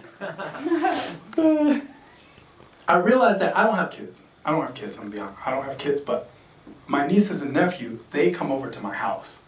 My sister drops them off very early, every day, and I used to love them, but now I'm very annoyed because I'm trying to be patient, and it's not easy. Kids don't want to learn, and when you try to teach them stuff, so they remind you how stupid you are. You know what I'm saying? Like my niece, she's 8, she had to write a paper on her favorite food, and she asked me how to spell spaghetti, and I just told her, spaghetti's racist. We say pasta in this house. I don't know how to spell spaghetti. Like, I just told her, spaghetti is racist. We say pasta. That's what they say in Italy. Like, because it's difficult, because they question you, and they ask you things. And then she had the audacity to go home and tell my sister that I called her stupid, and my sister called me mad. Like, did you call an 8-year-old stupid? And I was like, no, that's disgusting and despicable. I would never call an 8-year-old stupid. I asked her if she was stupid. There's a difference, you know what I'm saying? It's like, are you stupid?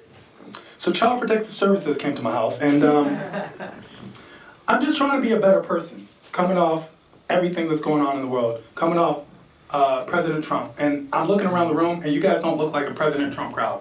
You don't look, but I don't care. Like, I don't care about the politics. Right wing, left wing, same bird. That is how this country works. We're all in this together. We need to figure it out. And I'll tell you something. As much as people love blaming President Trump for a lot of things he did wrong, no one gives him credit for the stuff he did right. Can we agree as a crowd that only because of President Trump that all of us know more now about the American government than we ever have in the history of the United States of America? We never knew this shit. We never knew shit. I didn't know shit. I took government class in 12th grade. I didn't learn shit. Now I know everything. I know impeachment. I know impeachment. I can impeach you. Like, I can do everything. We know the names of people who we should never know. Why do we all know who the 14th Eastern Congressional District representative of the state of New York is? AOC. Why do we know her name? You didn't. If you know so much, who was the person before her? You don't know. Even I Googled it once, and Google was like, Like, Google doesn't know. No one knows. Why do we know these people's names? Why do we know the name Mitch McConnell? Mitch McConnell's been a vampire for 3,000 years. We never knew. Now I know what he looks like and what he sounds like. I know everything about Mitch McConnell. It's like we're having like this fantasy politics draft day in our own heads. We know everything. I never watched a political debate before Trump. Never in my life. I remember when political debates used to come on, and I would change the channel because they were boring. When Obama ran, I was just like, you good. Like, I didn't care. Because Obama whether you like his politics or not, he sounded presidential. But then Trump came. And when Trump came, it made me, because I never watched one. And then I remember the first nationally televised debate. There was this guy named Marco Rubio. Another person whose name I should not know was on stage. He was debating, right? And then Trump said something crazy. And then Marco Rubio said something. And then Trump said something crazier. And then Marco Rubio said, yeah, but that's why your hands are small. And then Trump said, yeah, but my dick's big, motherfucker. And he said that on national television. I was like, oh! I lost my mind. I lost my mind. I was like, oh my God, this rap album's gonna be fire. Like, that was amazing. This was the best rap battle I've ever seen in my life. Because you weren't supposed to say that on national television, but he did. And that's how he got far. And no one expected him to get all the way to the finals. No, they didn't. He was like Miami. He went all the way to the end, right? We weren't expecting him. We knew the Lakers would be there, but nah. And then, okay, so it came down to two people, Hillary Clinton and Donald Trump. Now, we knew Hillary Clinton was gonna get there. We knew that. I'll tell you who I liked. I liked Bernie Sanders. Remember Bernie Sanders in the first 2016? Remember 2016 Bernie Sanders? That's who I liked. I just liked his energy. I liked his energy. I didn't understand what he said. I was like, yo, I like it. Not 2020 Bernie Sanders. 2020 Bernie Sanders, he lost that energy. 2016 Bernie Sanders had all the energy in the world. 2020 Bernie Sanders looked like he was about to die. He was like 2016 was like, blah, blah, blah, blah, blah. 2020, blah, blah, blah, blah. Like, it was like, no, Bernie, no, clear. Like, I like Bernie, but he didn't get there.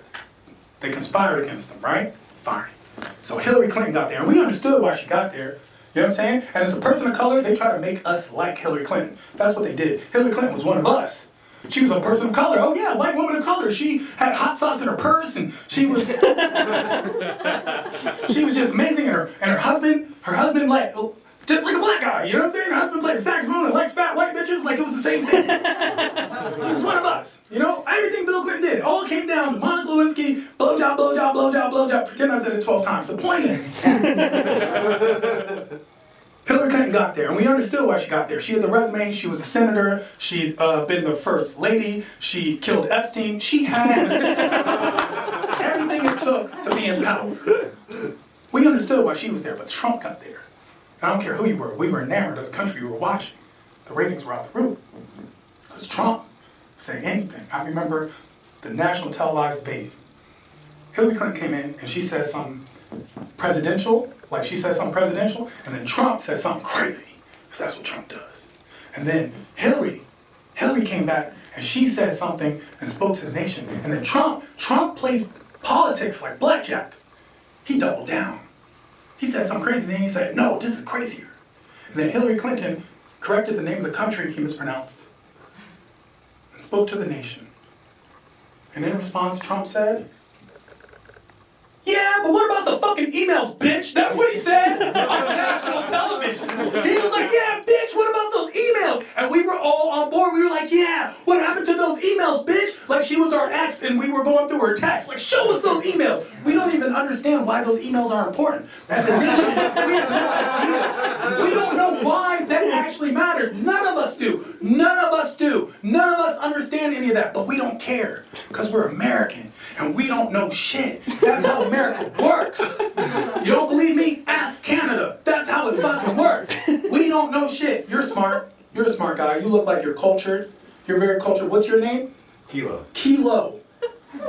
Sounds like a drug. No, what, did I say it wrong? I'm always sensitive. What's your name? How do I say it? Kilo. Kilo? Yeah. Like the weight of drugs. See, that's why like, I know two black guys named Kilo, they're both on death row. Like, for no reason. They didn't even commit a crime. They're just literally on death row. They're like, Kilo, come with me. That was it. But your name's Kilo, but you seem like because you look like a college professor, so I feel like, did you go to college? I did. Where'd you go to college? UCLA. Kilo went to UCLA. It is a top-tier school in the United States of America. What'd you study? Geology. He studied geology. That's not even a real thing, but he studied it. Right? He studied geology. Oh yeah, okay, Captain Planet, whatever, right? It's cool. But he's a smart guy with a degree. And did you vote? Did you vote? Maybe. He voted. Look, I'm not gonna ask you who you voted for. It doesn't matter. I want everyone to understand democracy is not a spectator sport. You should apply yourself. This is how it works. We're all in this country. We're all in it together. Let's assume you voted. Okay? You're a voting age, you're a responsible person, you're educated, you're dedicated, you're appreciated, Kilo. Thank you. What's the capital of Canada? You don't fucking know. Do you understand? He has a degree in geology. He studied. He said Montreal, Quebec, he said every other. Alex Trebek is turning in his grave right now. Toronto. Do you understand? Toronto is wrong. Do you understand? None of you know. You're all at home. Only the Canadians know. This is an American. This is what America looks like. This is the progressive America. This is the liberal America. That's the one that says they're educated. What do you think the rednecks think, huh? This is the guy. They don't know the name of the capital of Canada. It's Ottawa, guys. It's Ottawa. You would all lose right now. You would all lose. America, that's how it works. You don't know shit. But Mexico, everyone knows the capital of Mexico because it's Mexico City. It's the name of the country and the word city. If Canada was Canada City, then we would all win. We don't know shit. We don't. Real talk. We don't care about real issues. As long as gas stays around $3, we're good. If it goes down under $1, bring back slavery. Like, that's how it works. That's how it works in America. That's who we are as a person. Do you know how I know? I'll tell you how I know. I had to choose a bank recently, and my criteria for choosing a financial institution for my future, for my economic future, the only criteria that I had, if your bank doesn't have lollipops, I don't fuck with your bank. That's all it takes to suck me in. They're talking to me about these Wells Fargo interest rates, and I'm like, where are these red lollipops at, bitch? Because I'm an American. And that is how America works. And we need to realize that it's not, like the rest of the world is a beautiful place. I have traveled so many places. I've traveled to the Middle East. I've traveled to Europe. I've traveled to Asia off of comedy. You know when I go to the Middle East, you know the number one thing people say when I come back? You know what they say to me? The people always ask, oh, but the women are subservient. They make the women walk behind the men. That's what they say to me, because that's what we think in America. The women walk behind men, that's what they think. And I'm like, no, in the Middle East, the women don't walk behind the men. Middle Eastern women walk beside the men. And I want to let you know, America, actually in the Middle East, it's the women who lead the way. In the Middle East, it's the women who lead the way. Because there's a lot of landmines in the Middle East. That's why you have 4-1. No, you go.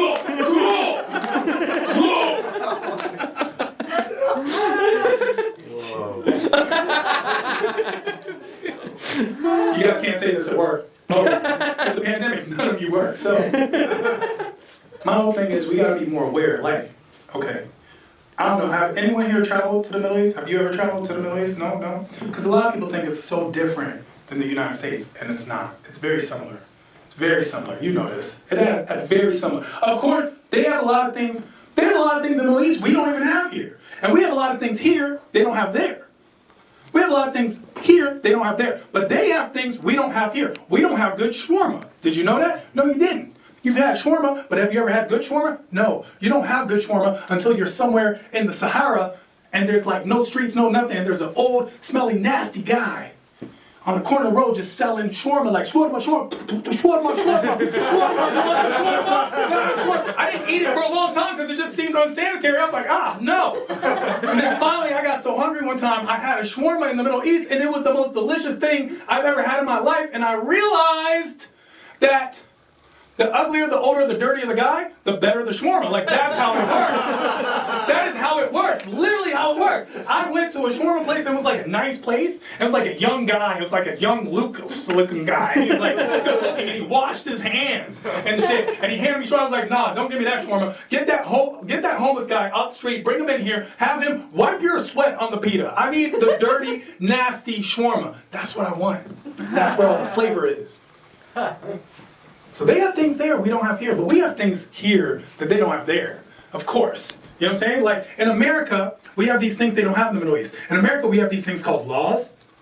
In the Middle East, they just have suggestions. Let's be very honest. They just have suggestions, bro. In America, a stop sign means stop. You see a stop sign, you stop your car.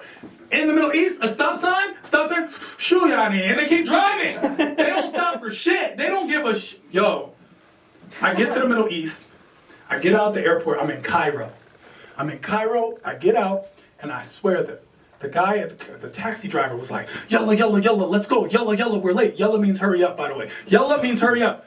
Yalla, for a group of people that never hurry, they say yalla so much, they never move fast. They're like, yalla, yalla, yalla, yalla. And the guy was like, yalla, yalla, we're late. And I was like, you don't even know where I'm going. Like, what do you mean I'm late? And he grabbed my stuff, and he held me hostage, and he put me in his cab, and he drove. Okay, in America, we think we have traffic? No. You think the 405 is traffic? No.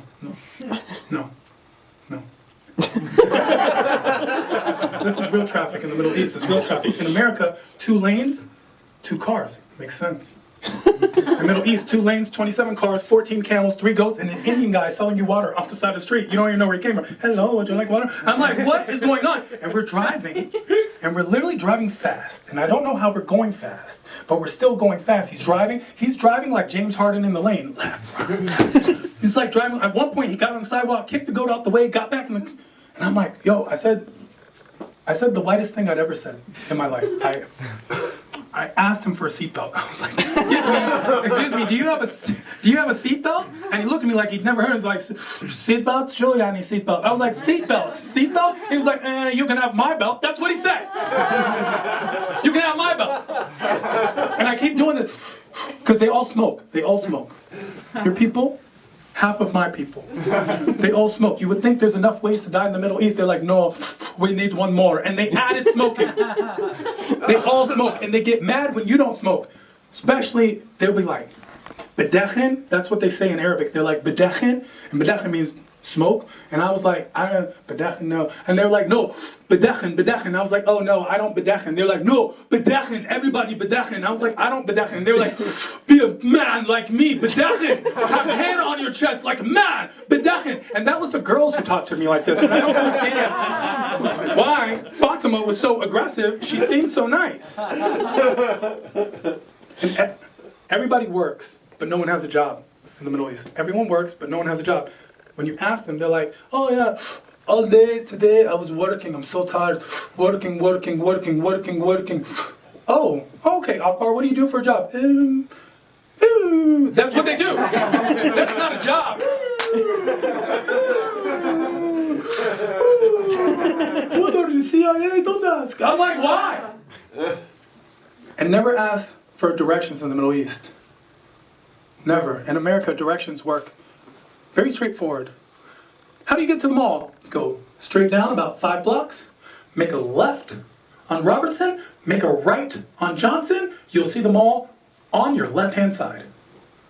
I asked where the mall was in Cairo, and the guy was like, mall? Yeah, okay, go. Go, go, mall. That's not directions. That's not how directions work. That's not how directions work. Akbar, and then, oh my gosh, the animals in the Middle East, these animals are fearless. These cats and dogs roam the street like wild pack, and they're not afraid of anything. Even if you're like about to hit them with a car, they're like, what? Like they don't play games. They don't play games. Those animals don't play games. And the kids in the Middle East. I don't know if you guys are planning on having kids, but don't have a kid in the Middle East because these kids just stay out at night, all time of night. They walk around, all times of night. They walk around. They never go home. Just like the wild animals. They never. It's crazy to me because the kids. I saw a kid. He was 4 years old. He was on the street. And as an American, I felt concerned because that's what we do.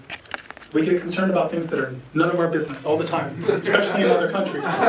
So I saw a kid, 4 years old, in the street. I got concerned.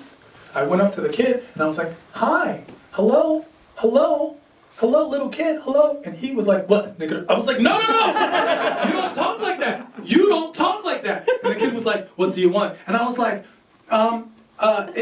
it's 4 a.m. and you're 4 years old. You should go home. And he was like, go home? I was like, yeah, go home. And he was like, I can't. I was like, why not? He was like, because I'm working. I'm like, you're working? What do you do? I drive a taxi. You drive a taxi? Yeah. Bedachen? You're 4. And that's why I feel like we should learn more about the world. We should all be more aware of the world and what goes on. Even though we're aware of things at home. It's actually, I'm gonna tell you something real. It's I get this from my family. And did you guys know there's an app? They invented an app for your phone that tells you if people are racist? No, I'm serious. It's called Facebook. All you have to do is read posts on people's pages and you realize who they really are. I'm serious. It's disgusting. It's disgusting the amount of racism we still have in 2021. Racism, sexism, anti-Semitism, they're all part of the same problem, same umbrella. And honestly, if it comes to things like, is LeBron better or Michael Jordan? That's a conversation. We can agree to disagree for my peace of mind. If you think LeBron's better than Michael Jordan, we have to agree to disagree. If it comes to like, oh, which one's better, pizza or hot dogs? We're gonna have to agree to disagree. But when it comes to racism, homophobia, anti-Semitism, anti-feminism, we just disagree. If you're sexist, we disagree. So when I read these Facebook posts, I get triggered. I'm not gonna lie. I read a Facebook post recently that said, not all Muslims are terrorists, but all terrorists are Muslim. Wow. So I responded to President Trump and I said, in a time of tragedy, fear and hate is not the problem. Love is the solution to all the world's problems. Amen. That's what I said. First response I got, go back to your country. All capital letters, I'm black and Persian, where do I go? Nobody wants me, you know what I'm saying? Like, are you paying for this ticket? It's not cheap. Go back to your country, all capital letters. That's when they really mean it. When they're all caps, exclamation point, exclamation point, exclamation point, that's when you really mean it. Now here's the thing, here's the kicker. This was a person I've known, I thought I knew them. I've known them basically my whole life. This is a person who I respect, someone I thought of as, like, forget friendship, this was family, this is someone I know, you know what I'm saying? And this is what they really thought, and this is what 2020 brought out in them. And I'm not gonna lie, I didn't respond. I didn't respond on Facebook. I didn't want to give them the satisfaction because I was mad, I was hurt, I was disappointed. But when you see something, say something. That's how injustice works. If you see something, even if it doesn't specifically concern you, say something. Speak up, speak out. So I did the right thing, and I called him. And I was like, hey, Dad, you can't write this shit on my Facebook. And he's the Persian one. He just got his citizenship like 2 weeks ago. And he was like, oh, yeah? Go back to your country and take your black mother with you. That's what he said to me.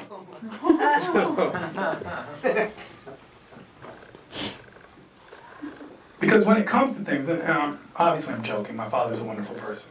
He's a great person. And I don't talk about politics. Because politics, it's not that it doesn't concern me, but politics is private. It's like a penis, you know what I'm saying? I'm glad you have one, but I don't need to see it. So unless I ask, that's called consent for all you pieces of shit. That's called consent. Because people don't understand what consent is now either. All of a sudden people are triggered by they're triggered by common sense things. They're triggered by things. They're triggered by things we should all know. Oh, now me too. We're all gonna get canceled. No. How am I gonna hit on women? Try respect, Chad. You know what I'm saying? Try respect. Oh no, I'm gonna get canceled. And they blame the victim. They're like, but why was she wearing that? Why'd she act like that? Why'd she go upstairs with Harvey Weinstein in the first place? That's what they do. And I hate that. That's what we become, like mentality. Like, no, that is not how it works. Don't blame the victim. They're a survivor of your horrible actions and your horrible deeds. Like, we need to fix this. Don't be bitter, be better. That's right. Never blame the victim.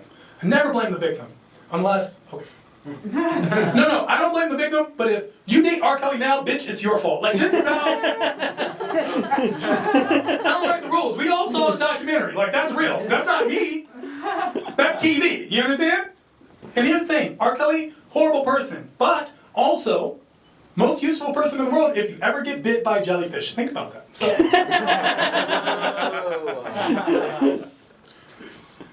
So what I want to say is, we can do this together. All of us, all of you at home, all of us here, we can do this together. Be a better world.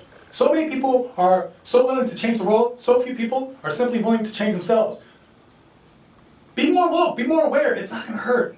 Nothing's gonna change. Like, I don't talk about politics, but I do talk about principles, and one of the principles I talk about is the principle of immigration. And it's because my father's an immigrant, came to this country with nothing, hard, working, amazing man who built a life for himself and his children. I love immigrants. We're all immigrants. All of us are immigrants. That's right. All of us are immigrants. I don't care. So unless your last name is Runs with Bulls, you're an immigrant too. We're all immigrants. So I'm not saying it's not a conversation.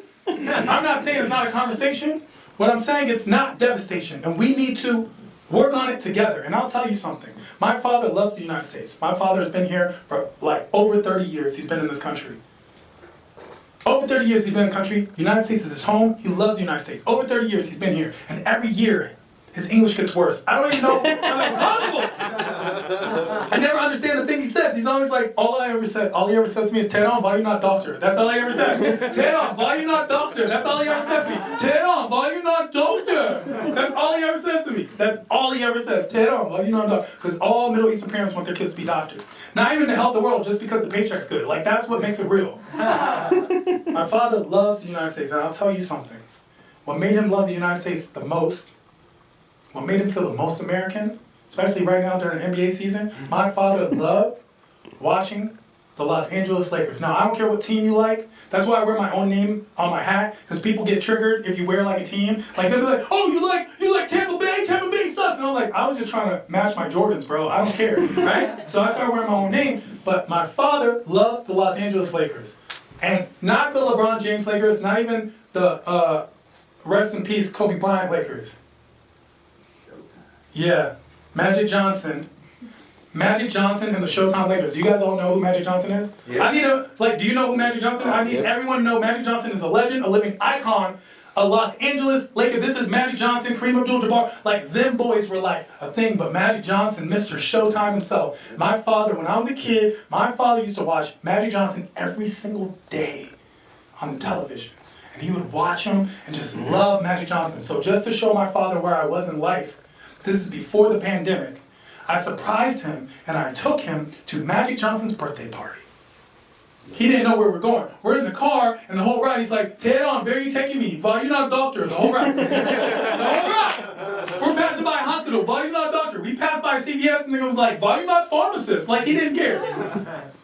We're getting there.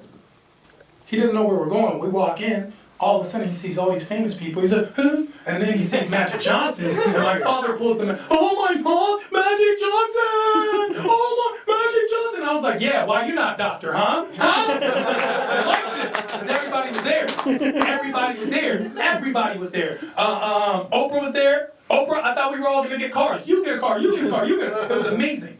All of a sudden, my father, immigrant father, you know they're usually loud and delightful part, he became shy. He didn't want to come inside. I'm like, Bubba, come, Bubba, be up. He's like, no, no, no. We bring him, he won't even come in, he wouldn't even touch the chair. Like, I literally was like, sit down. He's like, no, no, no. And we were supposed to sit next to Shaquille O'Neal and Michael Jordan. He wouldn't even touch the chair. My Bubba's like, so, I've never seen him act like it. Even when they brought out the cake, like a big cake, you know what I'm saying? They brought out that big cake because Magic Johnson's rich. It's not like the shitty little cake from Food Line they bring for us. No, it's like a big cake. And everybody was singing happy birthday. Happy birthday to you. My father wouldn't sing. I'm like, sing. He's like, happy birthday to you. I'm like, Papa, sing. He's like, happy birthday, Magic Johnson. Papa, sing. Finally then, he was like, happy birthday for you. It was so cute. Because I've never seen him act like this. I've never seen him act like this. I've never seen him this shy. And then he did something and it was real. He got up and he walked to the corner. He walked to the corner and he stood there by himself, alone, embarrassed, and out of place. I've never seen my father act like that. But just to show you the character and integrity of a man, Magic Johnson, 5-time MVP, 6-time champion, one of the owners of the Los Angeles Dodgers, Magic Johnson, a billionaire, by the way, billionaire. Magic Johnson cut the cake up into little pieces himself. Little pieces himself. And then Magic Johnson, all these famous people in the room, Magic Johnson walked all the way over to the corner where my father was standing, alone, embarrassed, and out of place. Magic Johnson handed him a slice of cake and said, thank you, sir. I appreciate you. I appreciate you for being here. Thank you, sir. I appreciate you for being here. And that's how I feel about all of you. Thank you for being here. Thank you all for being here. Thank you, Lia and Sean, for doing what you did. Thank you for being here. Thank you, man. Hey, Kilo, thank you for being here. Yeah, Luca, fuck you, Luca. No, I'm kidding. Okay, thank you. Thank you for being here. Thank you for being here. You're the man. You're the man. He's gonna float any minute. He's, you know what I'm saying? He's dated every girl from Trader Joe's ever. Like, he's the man. I get it, bro. I get it. I get it. I'm an Aquarius. I get these things. And according to Valerie, we're all pieces of shit, and so are Capricorns. You know what I'm saying? So sorry, fuck you, Jesus, whatever, right? So, and she knows. She teaches yoga, so Valerie knows these things, right? But what I'm saying is, thank you for being here, and thank you for doing this, all of you. Thank you for doing this, because that's what America's about. That's how I feel about all of you. That's how I feel about the United States of America. Thank you for being here. And my father just held the cake in his hand, and he didn't speak. Now, this is a living legend, an icon, someone my father looked up to my whole life. Walked over to him, handed him a slice of cake, and said, thank you, sir. I appreciate you for being here. Now, I don't cry. I've never cried. Even when I was born, I didn't cry. Toxic masculinity, I've never cried in my life. You know, when I was born, I was like, what? Like, I didn't cry. I was, whoo! Okay? But I had, like, water in my eyes.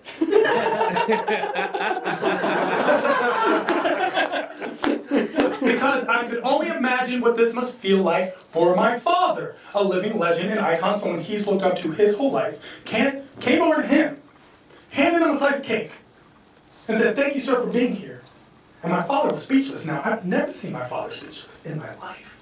My father was speechless, and it felt like forever. And I'll never forget what he said to me when he finally spoke, because he held that cake in a position, he was so still. He was just wavering, his hand was wavering, and he was so still, his posture, and it felt like forever. And he looked me in the eyes, put this cake in his hand, and he said, Tehran, don't eat the cake has AIDS. That's what my dad said about this cake, and I was like, oh, what's wrong with you? He's like, why do you think I don't want to touch that thing? He has AIDS. He has AIDS. Everyone here has AIDS. Why do you bring me here? To get AIDS? You want me to sit down and get AIDS? That's what you want from me? Why do you think I'm going to be in there? Obama doesn't even care anymore. What's next? Usher's going to hand out herpes cupcakes? I'm not eating nothing. I was like, Baba, you can't say that, Baba. He's like, oh, you coming over here? Would you like to fuck with us? How about a fucking condom, Magic Johnson, huh? was like, Bubba, you're not allowed to say that, Bubba. You can't say that. He's like, why not? I was like, Bubba, the cake doesn't have AIDS. He's like, of course it has AIDS. He's over there blowing the candle. He's spitting on cake. He's being over. I was like, Bubba, you cannot get AIDS from a cake. And he looked at me and he said, oh, you cannot get AIDS from a cake?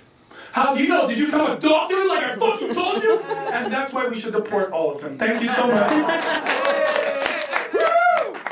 My name is Tehran. I hope you enjoyed yourself and had a good time. Make sure to find all the artists that you saw today. Find them on social media because it matters. Like to you, a social media follow is just ego, but for us, it's actually our livelihood. It's the measure of our success. So make sure to follow us, spread the word, right? Tell your friends. And follow me at I am Tehran. My name is Tehran, like the capital of Iran. So if you don't know how to spell it, just watch Fox News. Like 3 times. But all I ask is for all of you to spread the word, spread the love, just don't spread Corona. Thank you. That's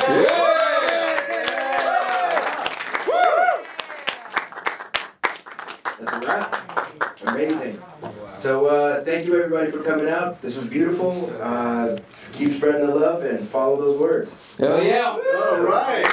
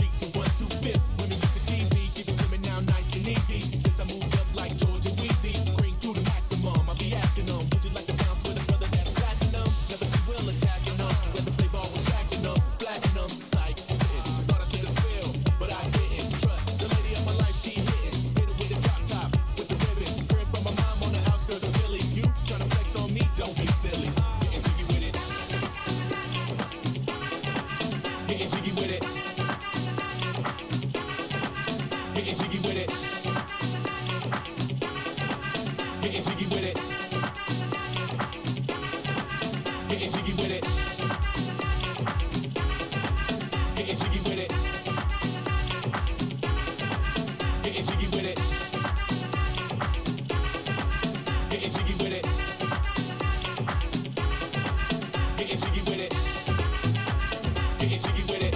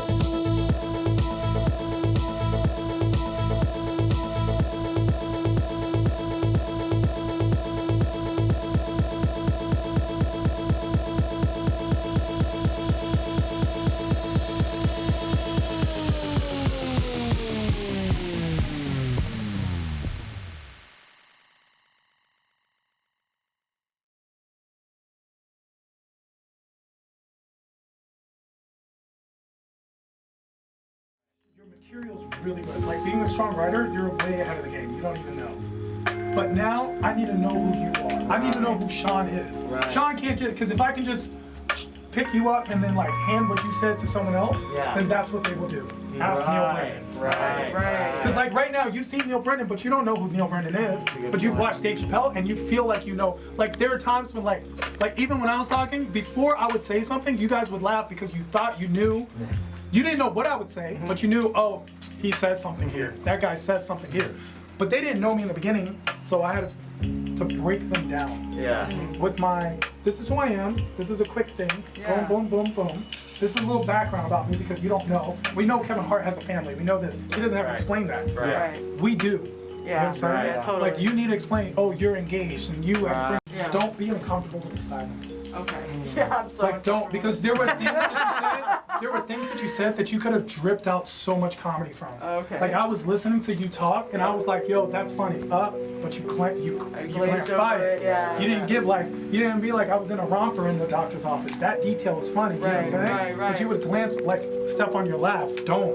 Because you can own that. You know what I'm saying? Yeah. You were good at that, but then you would give too much detail. Like, if I get lost in your detail, like if it's like, yo, I did this on a Friday and it was noon, and if I don't need to know why it's noon, unless it's a reason you said noon. Too much detail. Too much, not deep. It was too much detail where it's like you can get to what you're saying without some of the detail. Without some of the detail, because what you're saying is, bro. I don't think you guys understand how good a writer you are. Wow, thanks. It's like I don't know how long you've been doing it, but how long you been doing it? Like 8 for me.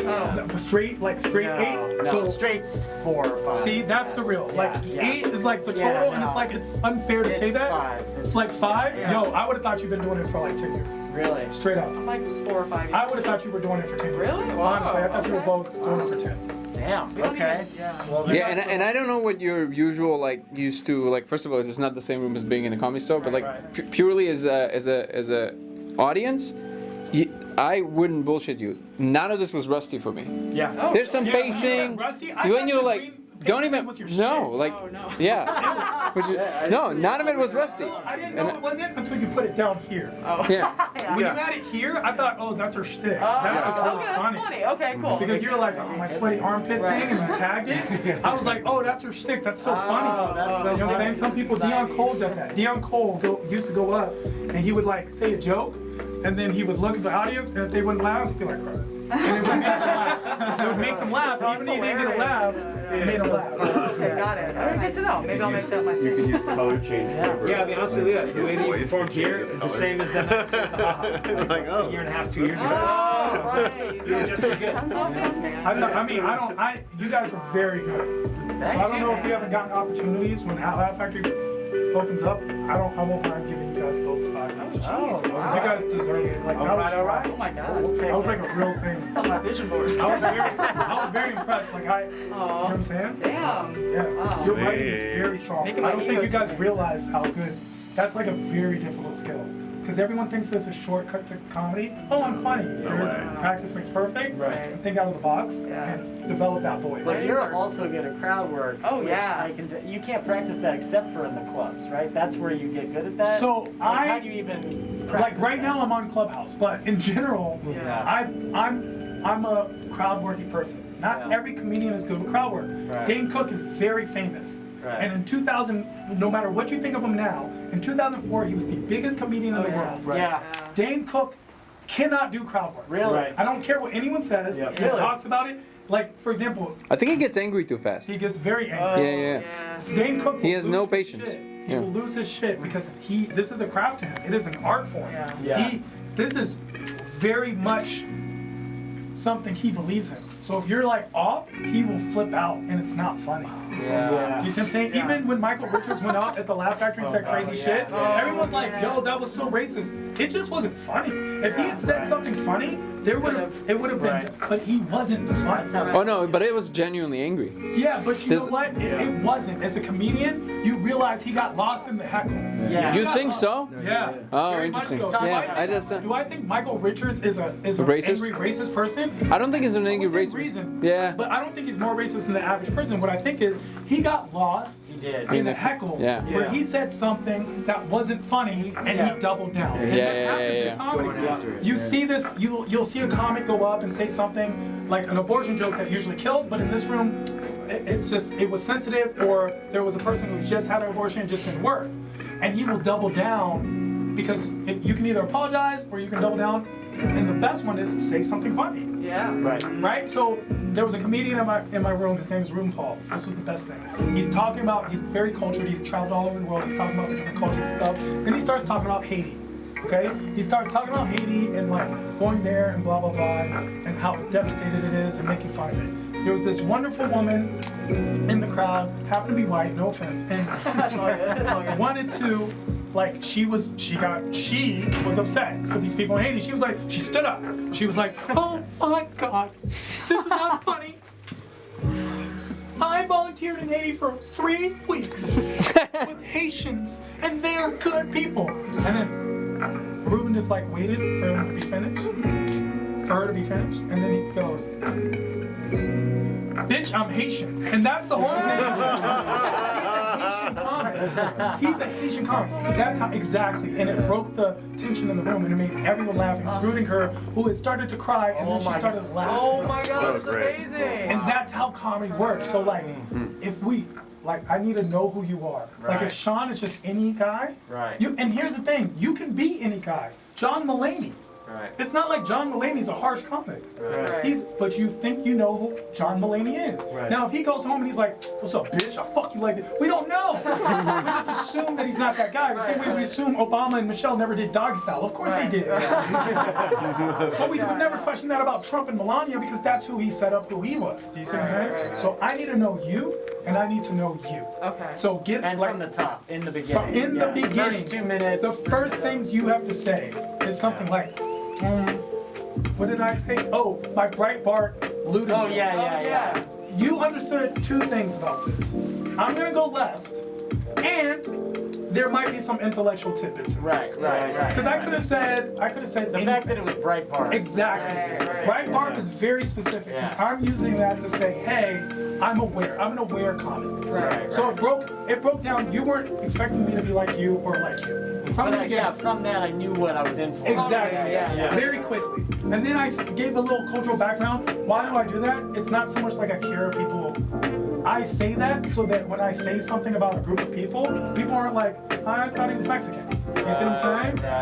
Right. So like, exactly. It's an agreement from the top. It's exactly. Like, right, here we go. That's a great way to put it. Yeah, but the cultural context definitely plays a giant role, even if we don't like to admit it. For me, it does because I'm able to use that. But if you don't have that, you use whatever. Something else, but even with like, so we were talking about Louis C.K. before, and like, then when I think about it now, he was always really funny, but he blew up when he started talking about his kids. Exactly. When it became super personal and weird and about masturbation and like little on the nose, but it was fucking hilarious. It was like it was real. Remove the mic. Metaphor.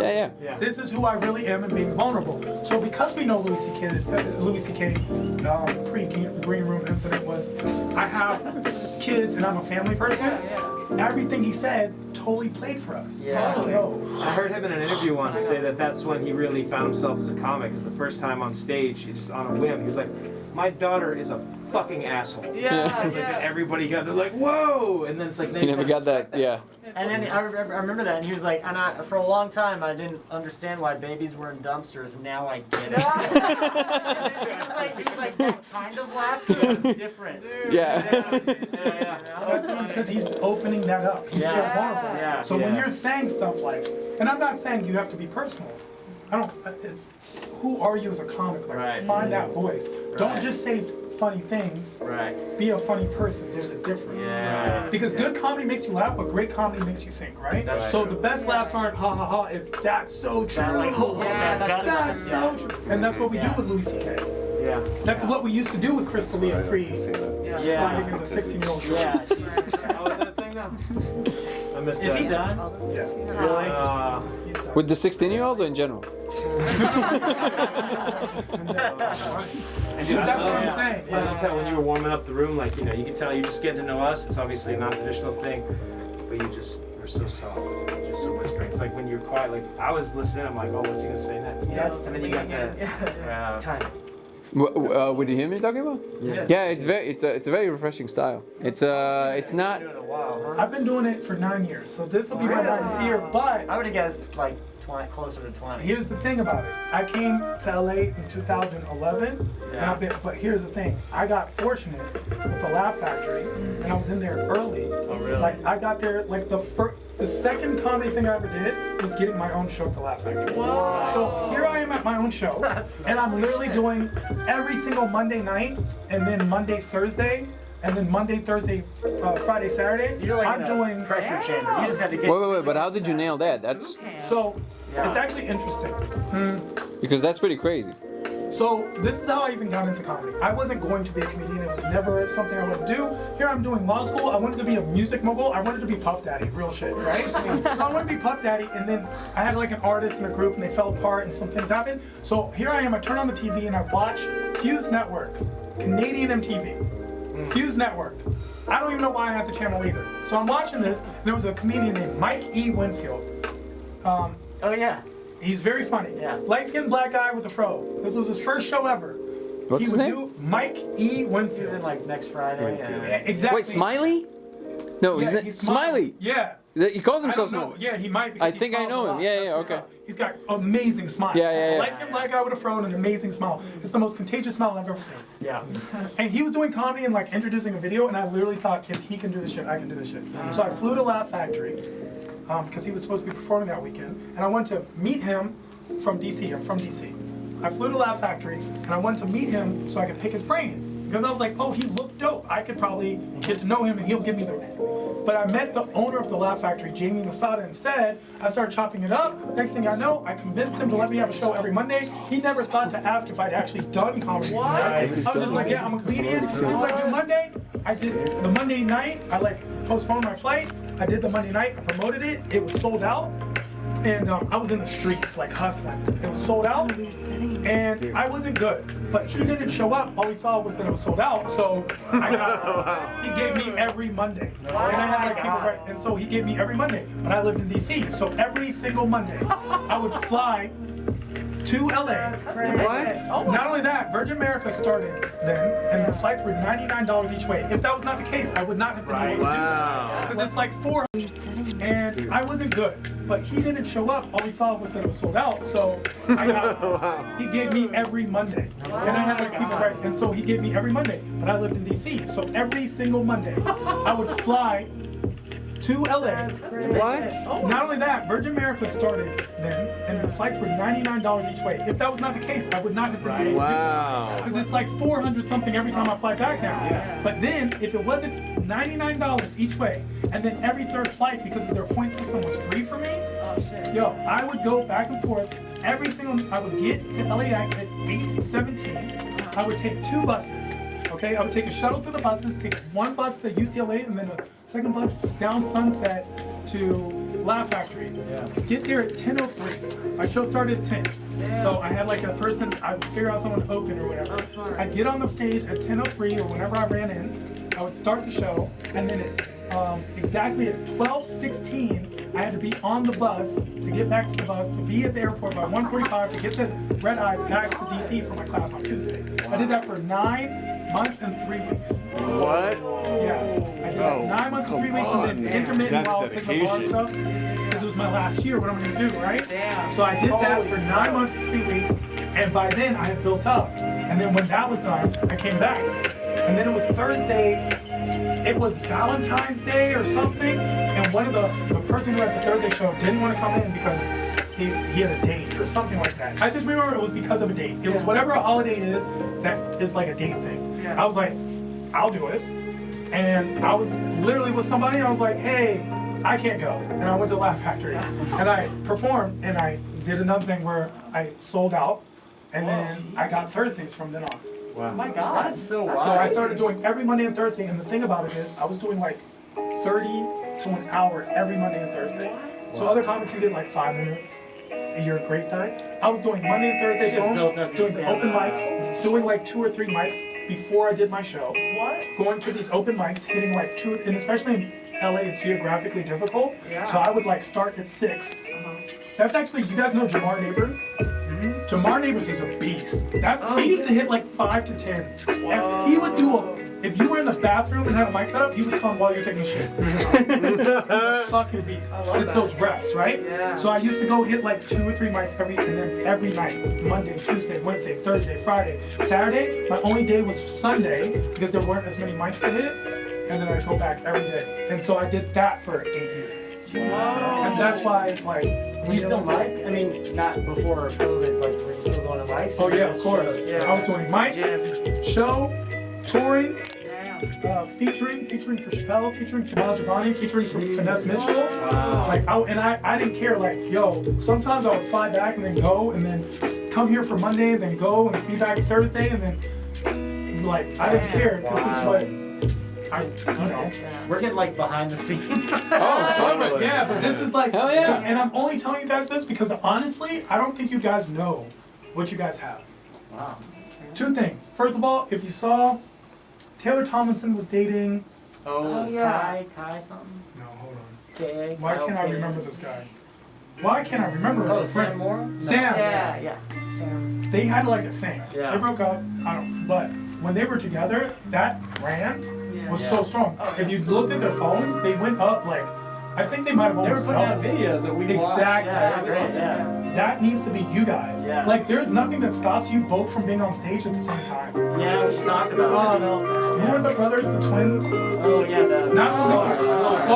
Sklar and the Lucas brothers, they do that. No one's ever done that well with their husband and wife. You guys are such good writers that you could do that. Like, for example, your 12 blowjob list, you could be like the list, blah, blah, blah, and she goes, yeah, you wrote blowjob 12 times. Yeah. 15. And you're like, I didn't write 15. You're like, oh yeah, 12. Yeah. Like, you guys don't understand. That's like a thing, like, because you guys, there's something special. Like that. You know, it's so funny. We did a show and we each did separate sets, but in between, the host set us up to do time together. And like, just bam. And that was like everyone's favorite part. That's what I mean. They were like, that part in the middle was our favorite. Like, that wasn't fun. Not even our sets. Like, they were like, whatever you did. So I think. But that's what I mean. Like, I had no idea that happened. Yeah. And I was like, yo. Yeah, do this. Because there was no. Did you guys know they were engaged to each other? Not at all. Did you? No. Are you guys friends or? I just met them, yeah. Oh, okay. Because the only way I knew is because when you said engaged, you looked over at him, and that's when I asked you. Because I watched. I pay a lot of attention. Yeah. So when you said we just got engaged, and after you said that sentence, you kind of looked at him for half a second. So it wasn't a part of the show. And I was like, I looked at the person I got engaged to, which made me realize, and that's when I was. There you go. So that's the thing. There's something. You guys got writing. That's our favorite part. Maybe we need to develop a set together. That's a good idea. Not even maybe. This should like you guys should focus. Because right now it's not stop. It's pivot. Right? It's like basketball. It's not like just stop. Just pivot to the goal. Like create content. There's you see a bunch of people in relationships in this room. They want to watch content that is directed to them. They don't want to see fuckboy comedy. That's not what he's living. Right. He's living relationship problems. He's living, brushing his teeth while the girl's taking a shit right next to him. Like that's real. Like, why am I breathing in your shit? You know? Like you didn't do this when we first started. He's living those problems.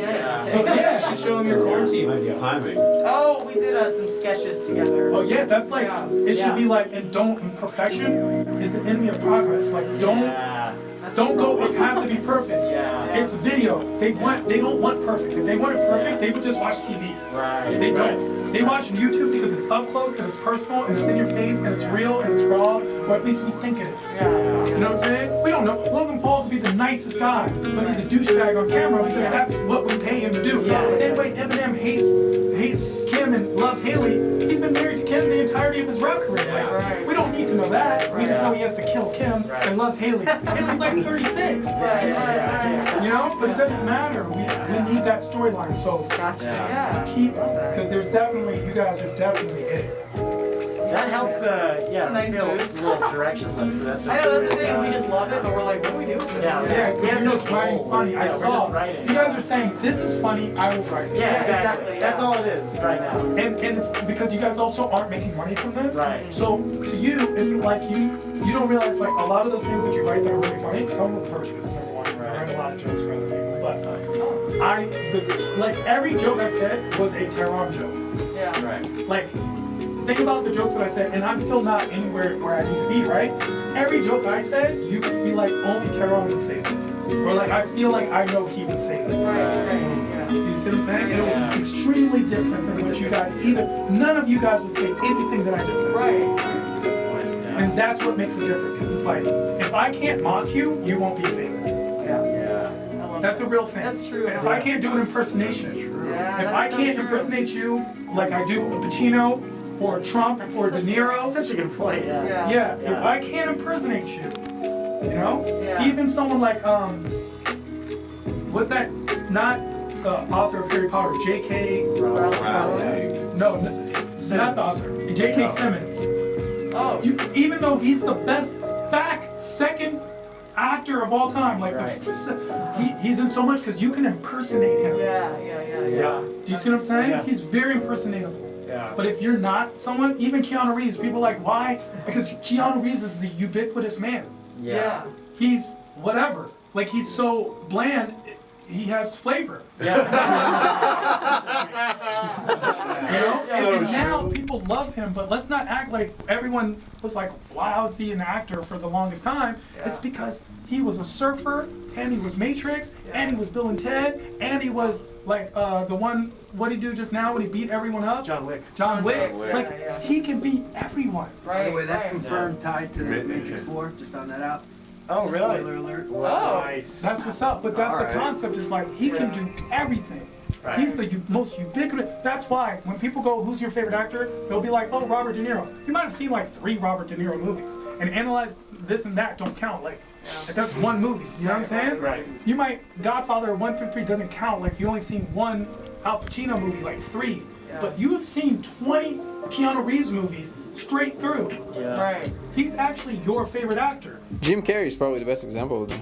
He's such a animated. I don't know if anybody can impersonate him, but I think it's They do, it's though. how. That's what I'm saying. Yeah. But he's really good at creating that. That's a great point. Jim Carrey is like, what did he do? He transformed from I'm silly to I'm prophetic. Right. And we watched that transformation with what's the movie where it's Eternal Sunshine? Yeah, Eternal Sunshine. Oh, I thought you said Spotless Mind. The Truman Show.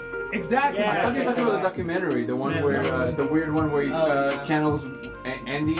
Oh, Man Spot. on the Moon. Oh. Yeah. No, well, no. Where he talks about how basically he was saying yeah, he the was documentary Andy. about it. Like, yeah. Oh, that's what I'm saying. Like, Yeah, like, he yeah, changed. that's where you. That's not real. You know what I'm saying? When you meet with Jim, he's a normal guy. Like he's just really quiet, but he's normal. But that stuff is like what we believe, like, yo, and he transformed who he was because he stopped wanting to be the silly guy. Right. Right? So he was silly and was getting laughs, but he's like, that's not who I really am. He's like 50 this now. is who I am. And then he went meta and made a movie about that, which is like Mr. Funny or Mr. Smile or something. Exactly. Yeah. So that's what I'm saying. Like, everyone has this voice, and you can, like, when you do Chappelle, you can do a Chappelle impersonation. Yeah. You can do a Chris Rock and a Eddie Murphy, and even someone who's not as great, Chris Tucker. Yeah. You can do a Chris Tucker impersonation. Do a Neil Brennan impersonation right now. Just exactly. You don't have Yeah, one. that's a good point. Do you see what I'm saying? Yeah. You don't have one. There is no Neil Brennan. That's why No, there's so much I can emphasis Theo on Von it. impersonate all day long. Theo's freaking crazy. Yeah. Like he's killing it. Yeah. You know, because he locked in. He wasn't like. Let's not forget when he wasn't like this. Wait, was he ever not like it? When he was on the real When he world. was a reality Yeah. star? Yeah. When he wasn't like this. Really? He took this and he realized, he's the millennial Jeff Foxworthy. Oh, nice.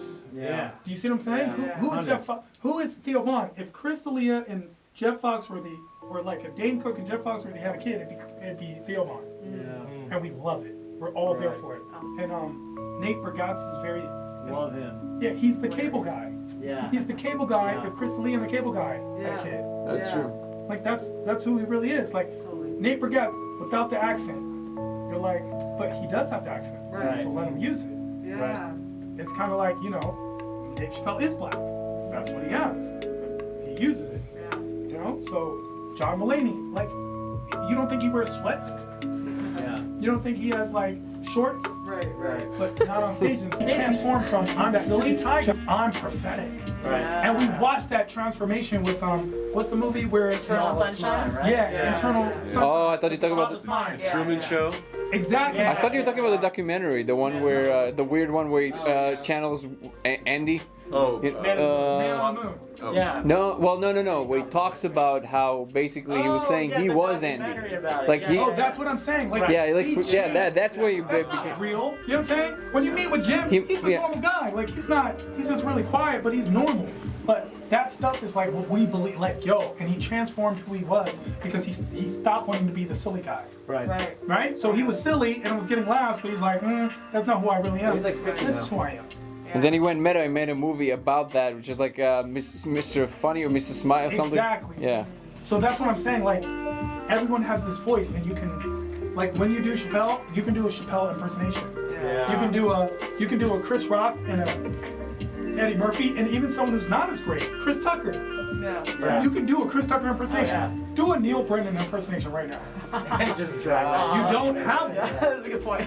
You see what I'm saying? That's a good point. You I don't never thought have about it. that, yeah. There is no Neil Brennan. That's why no there's so much I can emphasis Theo on Von it. impersonate all day long. Theo's freaking crazy. Yeah. Like he's killing it. Yeah. You know, because he locked in. He wasn't like, let's not forget when he wasn't like this. Wait, was he ever not like it? Yeah. Really? In the real When world. he was a reality Yeah. star. Yeah. When he wasn't like this. Really? He took this and he realized, works. he's the millennial Jeff Foxworthy. Oh, nice. Yeah. Do you see what I'm saying? Yeah. Who is who is Theo Von? If Chris D'Elia and Jeff Foxworthy were like if Dane Cook and Jeff Foxworthy had a kid, it'd be Theo Von. Yeah. And we love it. We're all there for it. And Nate Bargatze is very Love him. Yeah, he's the cable guy. Yeah. He's the cable guy if Chris D'Elia and the cable guy had a kid. That's true. Like that's who he really is. Like Nate Bargatze without the accent. You're like, but he does have the accent. Right. So let him use it. Yeah. It's kind of like, Dave Chappelle is black. So that's what he has. He uses it. Yeah. You know? So John Mulaney, like, you don't think he wears sweats?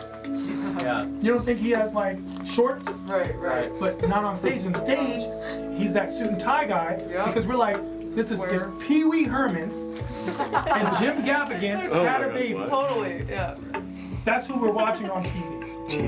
You know, it's funny, one of my favorite comics is Someone No One Knows. I think he's a great writer. I think it's because of what you said is he doesn't have a thing. His name's Tommy Johnigan. Do you know?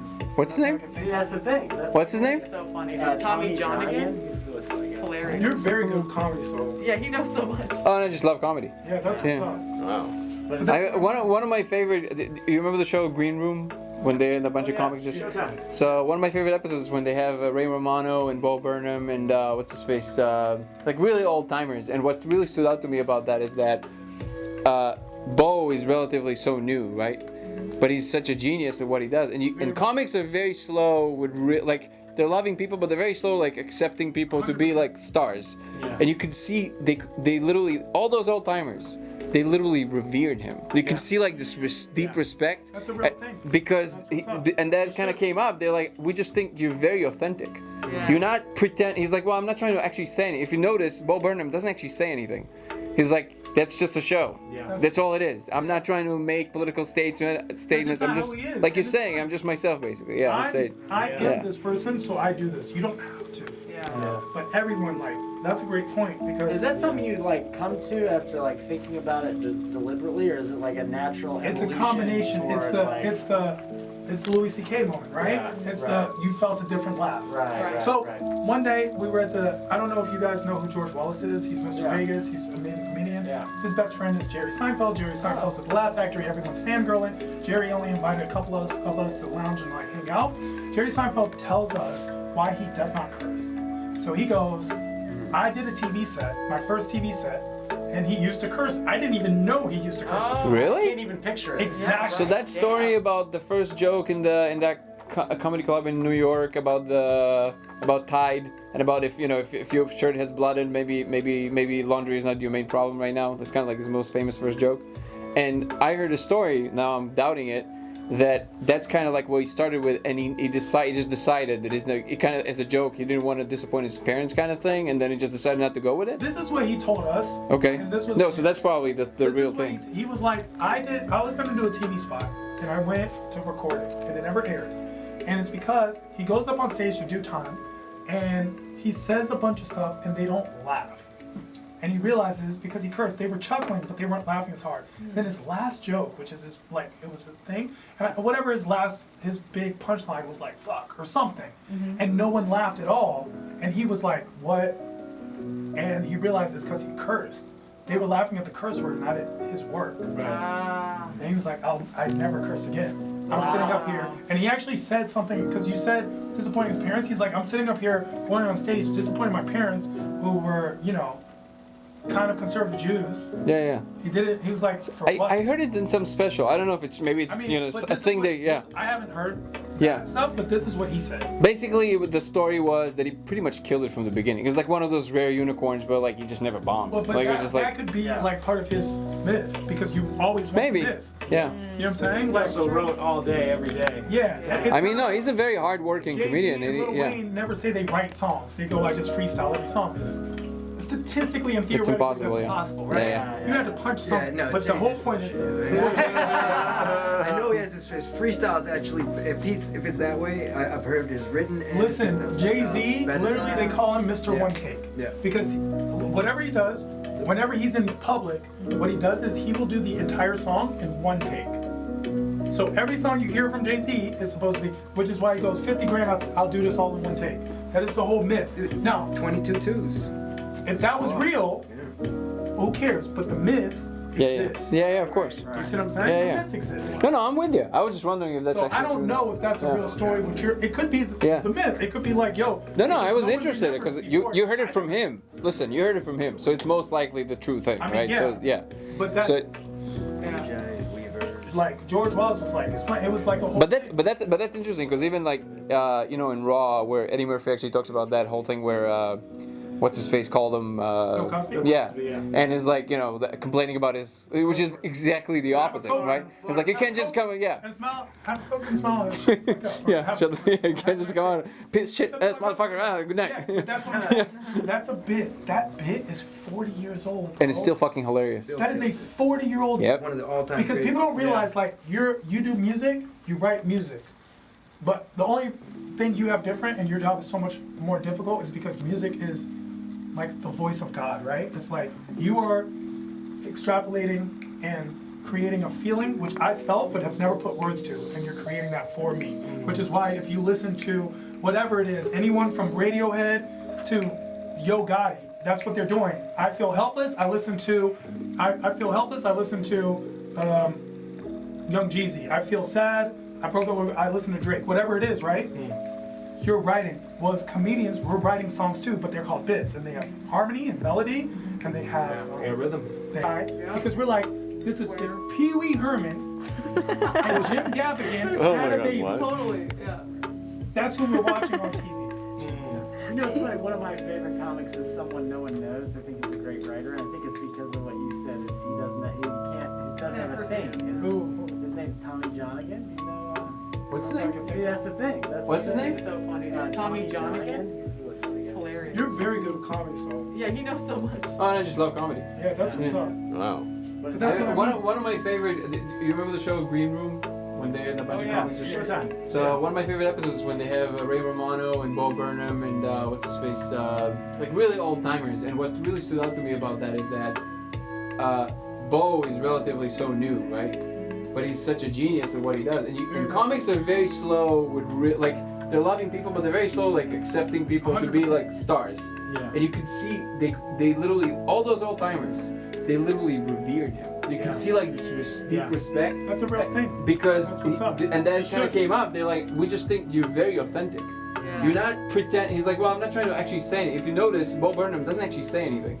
He's like, that's just a show. Yeah. That's all it is. I'm not trying to make political statements. That's just not who he is. Like and you're saying, fun. I'm just myself, basically. Yeah, I am this person, so I do this. You don't have to. Yeah. But everyone, like, that's a great point because. Is that something you like come to after like thinking about it deliberately, or is it like a natural? It's a combination. It's it's the Louis C.K. moment, right? It's the you felt a different laugh. Right. So one day we were at I don't know if you guys know who George Wallace is. He's Mr. Vegas. He's an amazing comedian. His best friend is Jerry Seinfeld. Jerry Seinfeld's at the Laugh Factory. Everyone's fangirling. Jerry only invited a couple of us to lounge and like hang out. Jerry Seinfeld tells us why he does not curse.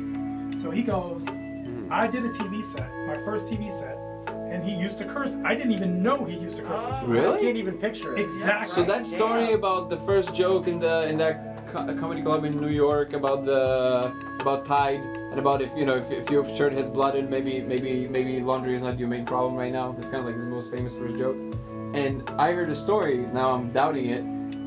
That's kind of like what he started with, and he just decided that he kind of as a joke he didn't want to disappoint his parents kind of thing, and then he just decided not to go with it. This is what he told us. Okay. And this was so that's probably the This real is what thing. he was like. I was going to do a TV spot, and I went to record it, and it never aired. And it's because he goes up on stage to do time, and he says a bunch of stuff, and they don't laugh. And he realizes because he cursed, they were chuckling, but they weren't laughing as hard. Then his last joke, which is it was a thing, and whatever his big punchline was like, fuck, or something. And no one laughed at all. And he was like, what? And he realized it's because he cursed.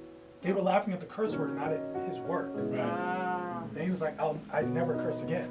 I'm sitting up here, and he actually said something, because you said disappointing his parents. He's like, I'm sitting up here going on stage, disappointing my parents, who were, kind of conservative Jews. Yeah. He did it. He was like, for what? I heard it in some special. I don't know if it's maybe it's but a this thing is what, I haven't heard that stuff, but this is what he said. Basically, the story was that he pretty much killed it from the beginning. It's like one of those rare unicorns, but like he just never bombed. But like, that could be like part of his myth, because you always want the myth. Yeah. You know what I'm saying? Like, so wrote all day, every day. Yeah. It's he's a very hard-working Jay-Z comedian. and Lil Wayne never say they write songs. They go, I just freestyle every song. Statistically and theoretically, that's impossible, right? You had to punch something, but the whole point is. I know he has his freestyles actually. If it's that way, I've heard his written and Listen, Jay-Z, literally they call him Mr. One Take. Yeah. Because whatever he does, whenever he's in public, what he does is he will do the entire song in one take. So every song you hear from Jay-Z is supposed to be, which is why he goes 50 grand, I'll do this all in one take. That is the whole myth. Dude, now 22 twos. If that was real, who cares? But the myth exists. Yeah, of course. You see what I'm saying? The myth exists. No, I'm with you. I was just wondering if that's. So I don't know if that's a real story. It could be the myth. It could be like, because no one remembers before. You heard it from him. Listen, you heard it from him, so it's most likely the truth. I mean, yeah. But that. Like George Wallace was like, it was like a whole thing. But that's interesting, because even like in Raw, where Eddie Murphy actually talks about that whole thing where. What's his face called him? Bill Cosby? Yeah. And is like, complaining about which is exactly the opposite. Have a Coke, right? It's like, you can't just come and smile, have a Coke and smile and shut the fuck up. You can't just go on, bitch, shit, that's motherfucker around, good night. Yeah, but that's what I'm saying. That's a bit. That bit is 40 years old, bro. And it's still fucking hilarious. That is a 40-year-old. Yeah, one of the all-time. Because people don't realize, like, you do music, you write music. But the only thing you have different, and your job is so much more difficult, is because music is like the voice of God, right? It's like you are extrapolating and creating a feeling, which I've felt but have never put words to, and you're creating that for me. Which is why if you listen to whatever it is, anyone from Radiohead to Yo Gotti, that's what they're doing. I feel helpless, I listen to Young Jeezy. I feel sad, I broke up with, I listen to Drake. Whatever it is, right? You're writing. Well, as comedians, we're writing songs too, but they're called bits, and they have harmony and melody, and they have rhythm. They have rhythm, and that's why timing is everything. Because you can say the same joke and say it in a different time frame, and it does not hit. My joke about Magic Johnson can go left very easily. Right? Oh, looks at me. I have to pause. Tehran, and you're thinking, what could he possibly say? You were trying to anticipate what I was saying. I'll be honest, I saw the AIDS thing, I'm very connected to the way that you're describing the emotional connection with your dad. That was really funny. So that's what I'm saying. Like all of you are like, oh, let's boom, boom, boom, boom, and then when it happened, that's when it's like, oh my God. George Carlin talks about how his style is like a song. Every time it's a song. There's an interview where he's talking about how he talks. It's like he's going through this entire song, and it's like Millennial man? The one that is kind of like he rhymes a bunch He's of shit. genius. And I'll tell you, the reason why you figured out because you're a student of comedy, whether you know it or not. No, I love it. I'm a connoisseur of Yeah. comedy. Yeah, I actually. It's funny because when I just moved to the United States, I lived in Indianapolis, and I actually did a From few where? open Where'd you come? from Israel. No, I was where? born in Russia, grew up in Israel, and Where in Israel? Tel Aviv? Lod, right next, drug capital. That's where all the weed comes from. Yeah. So and then The growers with the crappy weed. yeah, and I actually did a few open mics. I really wanted to be a comedian, and then I did a few. Two were just. It was the most painful thing I ever went through in my life because nobody could understand what I was saying. I mean, now it's kind of okay, but back then it was really bad. I had this joke about memory foam, and everybody thought I was saying memory phone, so nobody could even understand what the fuck I was talking about. And then one time it was decent, and it was probably the best feeling I've ever had in my entire life. And then I had to move here, and then it's funny because it wasn't. I don't think it was fear. It was like, well, at least what I told myself, it was like kind of like life got in the way, whatever, blah blah blah blah. Then I did other things. But comedy as an art is something that I appreciate. That's probably one of the highest accolades for me. Like comedians who can rise to that level, because I understand the facets. It's so insane. It truly is. The one difference between music, which again, music is amazing to me as well, but it always feels to me like, especially in like larger and larger crowds, it's literally like, I think actually somebody even said that. I'm not even sure it's mine, but he said it's literally like dating. The entire audience is one person, and you literally have this thing which is like people say that a lot, so it's not. Yeah. I'm not saying so. Who I don't know who specifically said. Yeah, but I can totally see that. You can literally, you need to feel, and I can't even imagine dealing with hecklers like fucking up your fucking pacing and rhythm. That's why that Michael Richards. No. That whole incident, was it in Bill Pert? Yeah, the Bill Burr incident. Yeah, the Philly. What happened? He just went off. He just went off for like, what is it, like 10 minutes? Like 15 minutes straight. But that to me, I mean, I don't know. You know why? Because he's just funny, and he at that point he didn't give a shit. He's just like, I don't give a shit. No, because they heckled everybody. Even they heckled like really big comedians right before him. Yeah. But the fact is, and here's your point about Dane Cook. None of that, even though it's Bill Burr and he just sounds angry all the time, that wasn't angry. It was just like, I'm here. I'm just doing my shit. I'm having fun. He wasn't actually angry. He had a good time. Yeah. He was like, if you guys aren't gonna be on board, at least I'm enjoying what I'm doing. It's one of the funniest things I've ever seen.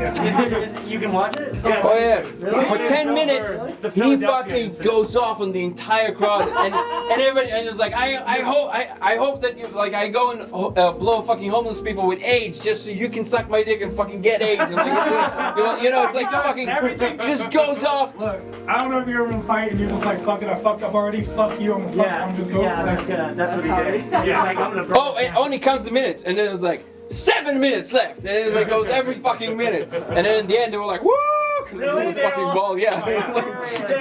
He's brilliant. Bill Burr is actually one of the most, as people know he's good, he's one of the most underrated. Once Louis fell from grace, it seemed like Burr kind of. Because it seems like he's the guy now that. But he shouldn't have. Even though he had a black wife, like he doesn't really. He talks about it, but he doesn't talk about it. Well, he listens to the podcast. Yeah, she's on. That's the thing. It's like Dave Chappelle specifically was like, singers go on stage, they have their band, their accompaniment, and they make music. As comedians, we go on stage, and our instrument is the audience, and our music is laughter. That's right. Right? Our music is making people laugh. Yeah. So it's like the improv, like he said, the improv at the honky threw it off. Doing everything. Do you ever get like a really like, okay, so you feel like shit today, right? And you have a big show. What do you do? That's a good question. Honestly, remember that high. Or are you professional enough to just kind of? Have you ever remember that time you were high and you went on stage? Literally every single time I go to perform, I feel like shit. I don't want to do this. I hate comedy. Like, that's right nice. before I came in here, Really? Fuck this. I gotta do another fucking set.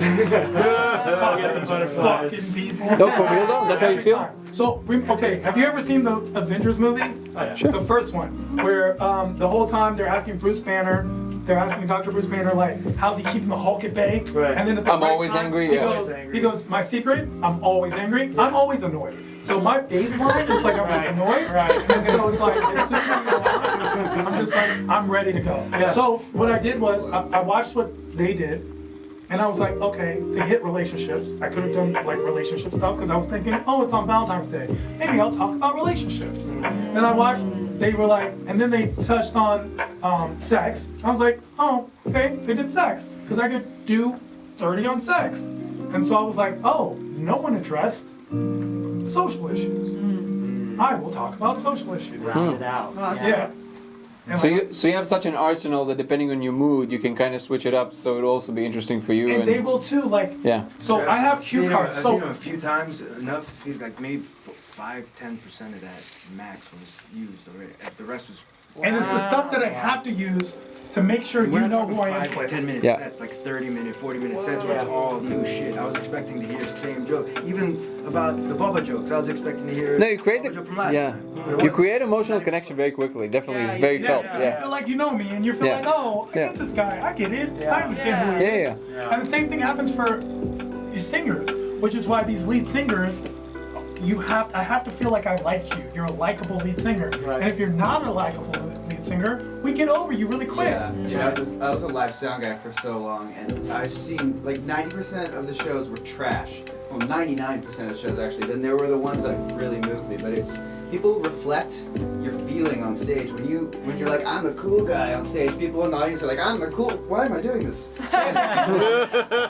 If you're like letting your shit out, that's the album we just made is called Vicarious Catharsis, because that's what it is. It's catharsis, and people reflect it. And everything you do on stage, people feel and reflect. And what you're saying about how your default state is annoyed, I feel like that's probably the program in the back of your mind that's collecting. Yeah, all the time. It's the same shit. That's why I was like, literally, you looked at him for half a second. And I was like, wait. You were like, okay. Yeah, off the bat, I was like, yo, can I really? Because I wouldn't have known. You know what I'm saying? You guys can act like a couple or be like a couple. And so every little thing I'm just absorbing all the time. I'm always absorbing. Yeah, you're because when it's my really- turn, I'm like, pay attention, pay attention, pay attention. It's very important. I'm picking up things like, oh, boom, boom, boom. Totally. Boom. Okay. John Cleese is like that. John Cleese is bro. I just saw an interview where they were